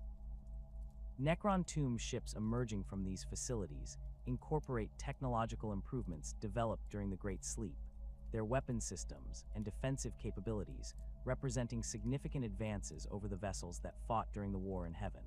The modular construction principles employed in Necron ship design enable rapid customization for specific mission requirements, creating fleets that can adapt their configurations to counter the tactical doctrines of different enemy forces. The expansion of awakened territory creates logistical advantages that enable sustained military operations across distances that would strain other civilizations' supply capabilities. Necron forces operating from multiple awakened tomb worlds can coordinate their movements to maintain continuous pressure on enemy positions, while rotating units between different theaters to prevent exhaustion and equipment degradation. The dimensional transportation capabilities provided by Dolmen Gate networks enable rapid redeployment of forces between distant battlefields, creating tactical flexibility that allows Necron commanders to concentrate overwhelming force at decisive points while maintaining defensive coverage across their expanding territories. The conflicts between different Necron dynasties over territorial claims and ancient grudges represent one of the most significant challenges facing the expanding Silent Empire, as awakening nobles discover that millions of years of dormancy have not diminished their ambitions or resolved the political disputes that characterized their civilization before biotransference. The rigid hierarchical structure of Necron society, combined with the territorial nature of dynastic authority, creates inevitable friction when expanding spheres of influence overlap, or when ancient rivals encounter each other during awakening operations. The Sodek dynasty's expansion under Imodic, the Stormlord, has already generated tensions with neighboring dynasties whose own awakening schedules bring them into contact with territories claimed by Sotek forces. These disputes often center on star systems that possess strategic value or historical significance to multiple dynasties, their competing claims based on territorial boundaries that existed before the Great Sleep, but may no longer reflect current galactic conditions. The resolution of such disputes requires either diplomatic negotiation between pharaons or military action that can permanently establish control over contested territories. Ancient grudges dating back to the War in Heaven or earlier periods of Necrontyr history continue to influence dynastic relationships despite the passage of 60 million years. Noble houses that harbored resentments over territorial disputes, marriage alliances, or military defeats retain these grievances with mechanical precision, their consciousness preservation systems maintaining emotional responses that might otherwise have faded over such vast timescales. The awakening process sometimes intensifies these historical conflicts, as nobles emerge from stasis to discover that their ancient rivals have achieved more successful resurrections or claimed territories that were previously disputed. The competition for resources and strategic positions creates additional sources of conflict between awakening dynasties, particularly when tomb worlds discover that their traditional territories have been occupied by younger races or claimed by rival Necron forces. The limited number of suitable worlds for establishing new tomb installations means that expansion-minded dynasties must either negotiate agreements with their neighbors or resort to military action to secure the resources needed for continued growth. These conflicts can escalate rapidly when they involve critical resources like rare minerals needed for construct manufacturing or strategic positions that control major hyperspace routes. The personal ambitions of individual overlords and pharaohs add another layer of complexity to interdynastic relationships, as these nobles seek to restore or exceed their former positions within the broader hierarchy of Necron civilization. The awakening process has revealed significant variations in the preservation of different nobles' consciousness and capabilities, creating opportunities for ambitious leaders to advance their status by demonstrating superior military or administrative competence. These personal rivalries can influence larger strategic decisions, as dynasties align themselves with or against particular nobles based on historical relationships or current political calculations. The intervention of the Silent King in dynastic disputes has provided a stabilizing influence that helps resolve conflicts through appeals to higher authority rather than military confrontation. Zarek's unique position as the last surviving member of the Triarch gives him the legitimacy needed to arbitrate territorial disputes and coordinate strategic planning across multiple dynasties. However, his long absence during the Great Sleep means that some nobles question his authority or seek to establish their own spheres of influence independent of central control. The balance between unified command and dynastic autonomy remains a source of ongoing tension within awakening Necron civilization. The establishment of regional command structures has helped manage some interdynastic conflicts by creating formal hierarchies that define authority relationships between different dynasties operating within the same galactic regions. These command structures typically recognize the most capable pharaoh within each region as the supreme authority, with other dynasties accepting subordinate roles in exchange for protection and resource sharing agreements. The success of these arrangements depends heavily on the personalities involved and the specific historical relationships between the dynasties concerned. The potential for tomb worlds to serve as staging grounds for galactic reconquest becomes increasingly apparent as awakening dynasties consolidate their territorial gains and begin coordinating larger strategic operations.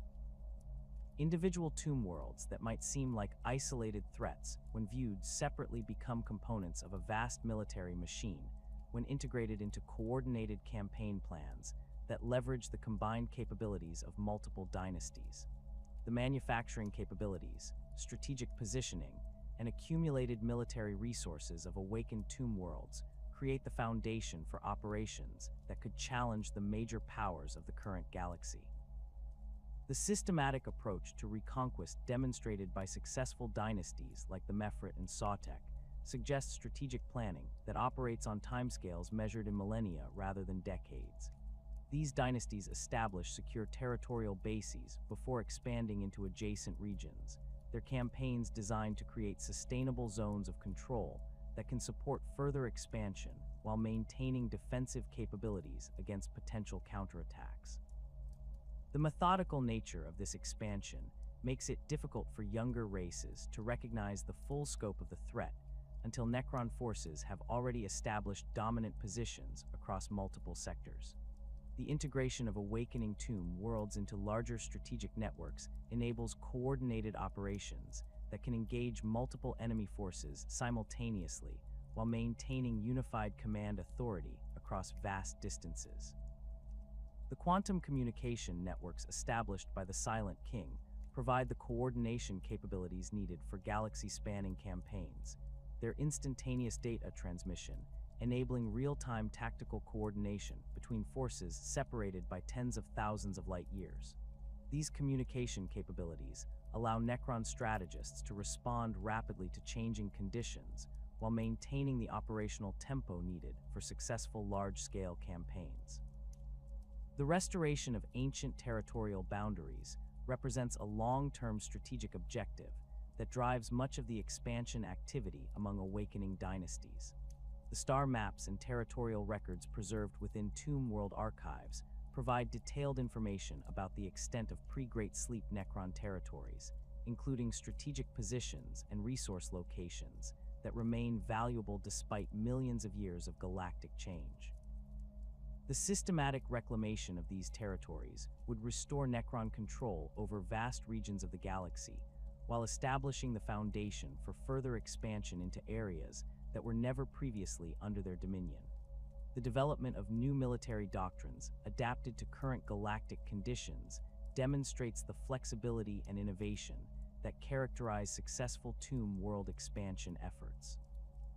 Awakening Necron forces have analyzed the tactical capabilities and strategic doctrines of younger races, developing countermeasures and offensive strategies that exploit the weaknesses of Imperial, Orc, and other military organizations. These new doctrines incorporate lessons learned from recent conflicts while building upon the accumulated military experience of commanders who fought during the War in Heaven. The ultimate goal of reversing biotransference represents the most ambitious long-term objective of awakening Necron civilization, driving scientific research efforts that could fundamentally transform their mechanical existence back into organic life. The preservation of Necron civilization through Tomb Worlds serves as the foundation for research programs that seek to understand and potentially reverse the consciousness transfer processes that created their current forms.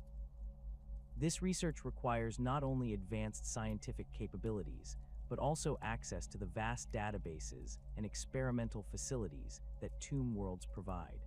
The consciousness preservation systems within Tomb Worlds contain detailed records of the biotransference process, including the quantum patterns and energy matrices that define individual Necron personalities.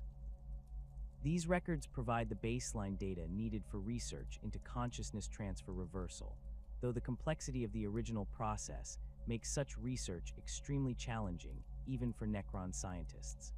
The successful reversal of biotransference would require not only technical breakthroughs in consciousness manipulation, but also the development of biological forms capable of housing the transferred consciousness patterns. Cryptech research programs within Awakening Tomb Worlds have made significant advances in understanding the quantum mechanics of consciousness transfer, their experiments building upon the theoretical foundations established during the original biotransference process. These research efforts have identified potential methods for creating organic bodies that could serve as hosts for transferred Necron consciousness, though the technical challenges involved in such transfers remain formidable. The research also investigates the possibility of partial reversal that might restore emotional capacity and sensory experience without requiring complete biological reconstruction. The preservation of genetic templates within Tomb World archives provides another avenue for biotransference reversal research, as these records contain the complete biological specifications of pre-transformation Necrontyr physiology. The genetic information could theoretically be used to reconstruct organic bodies that match the original forms of specific individuals, though the process would require biological manufacturing capabilities that exceed current Necron technological capacity. The development of such capabilities represents a major research priority for cryptechs working on consciousness transfer reversal projects. The role of Tomb Worlds in preserving Necron civilization until biotransference reversal becomes achievable extends beyond simple survival to encompass the maintenance of cultural identity and historical continuity across geological timescales.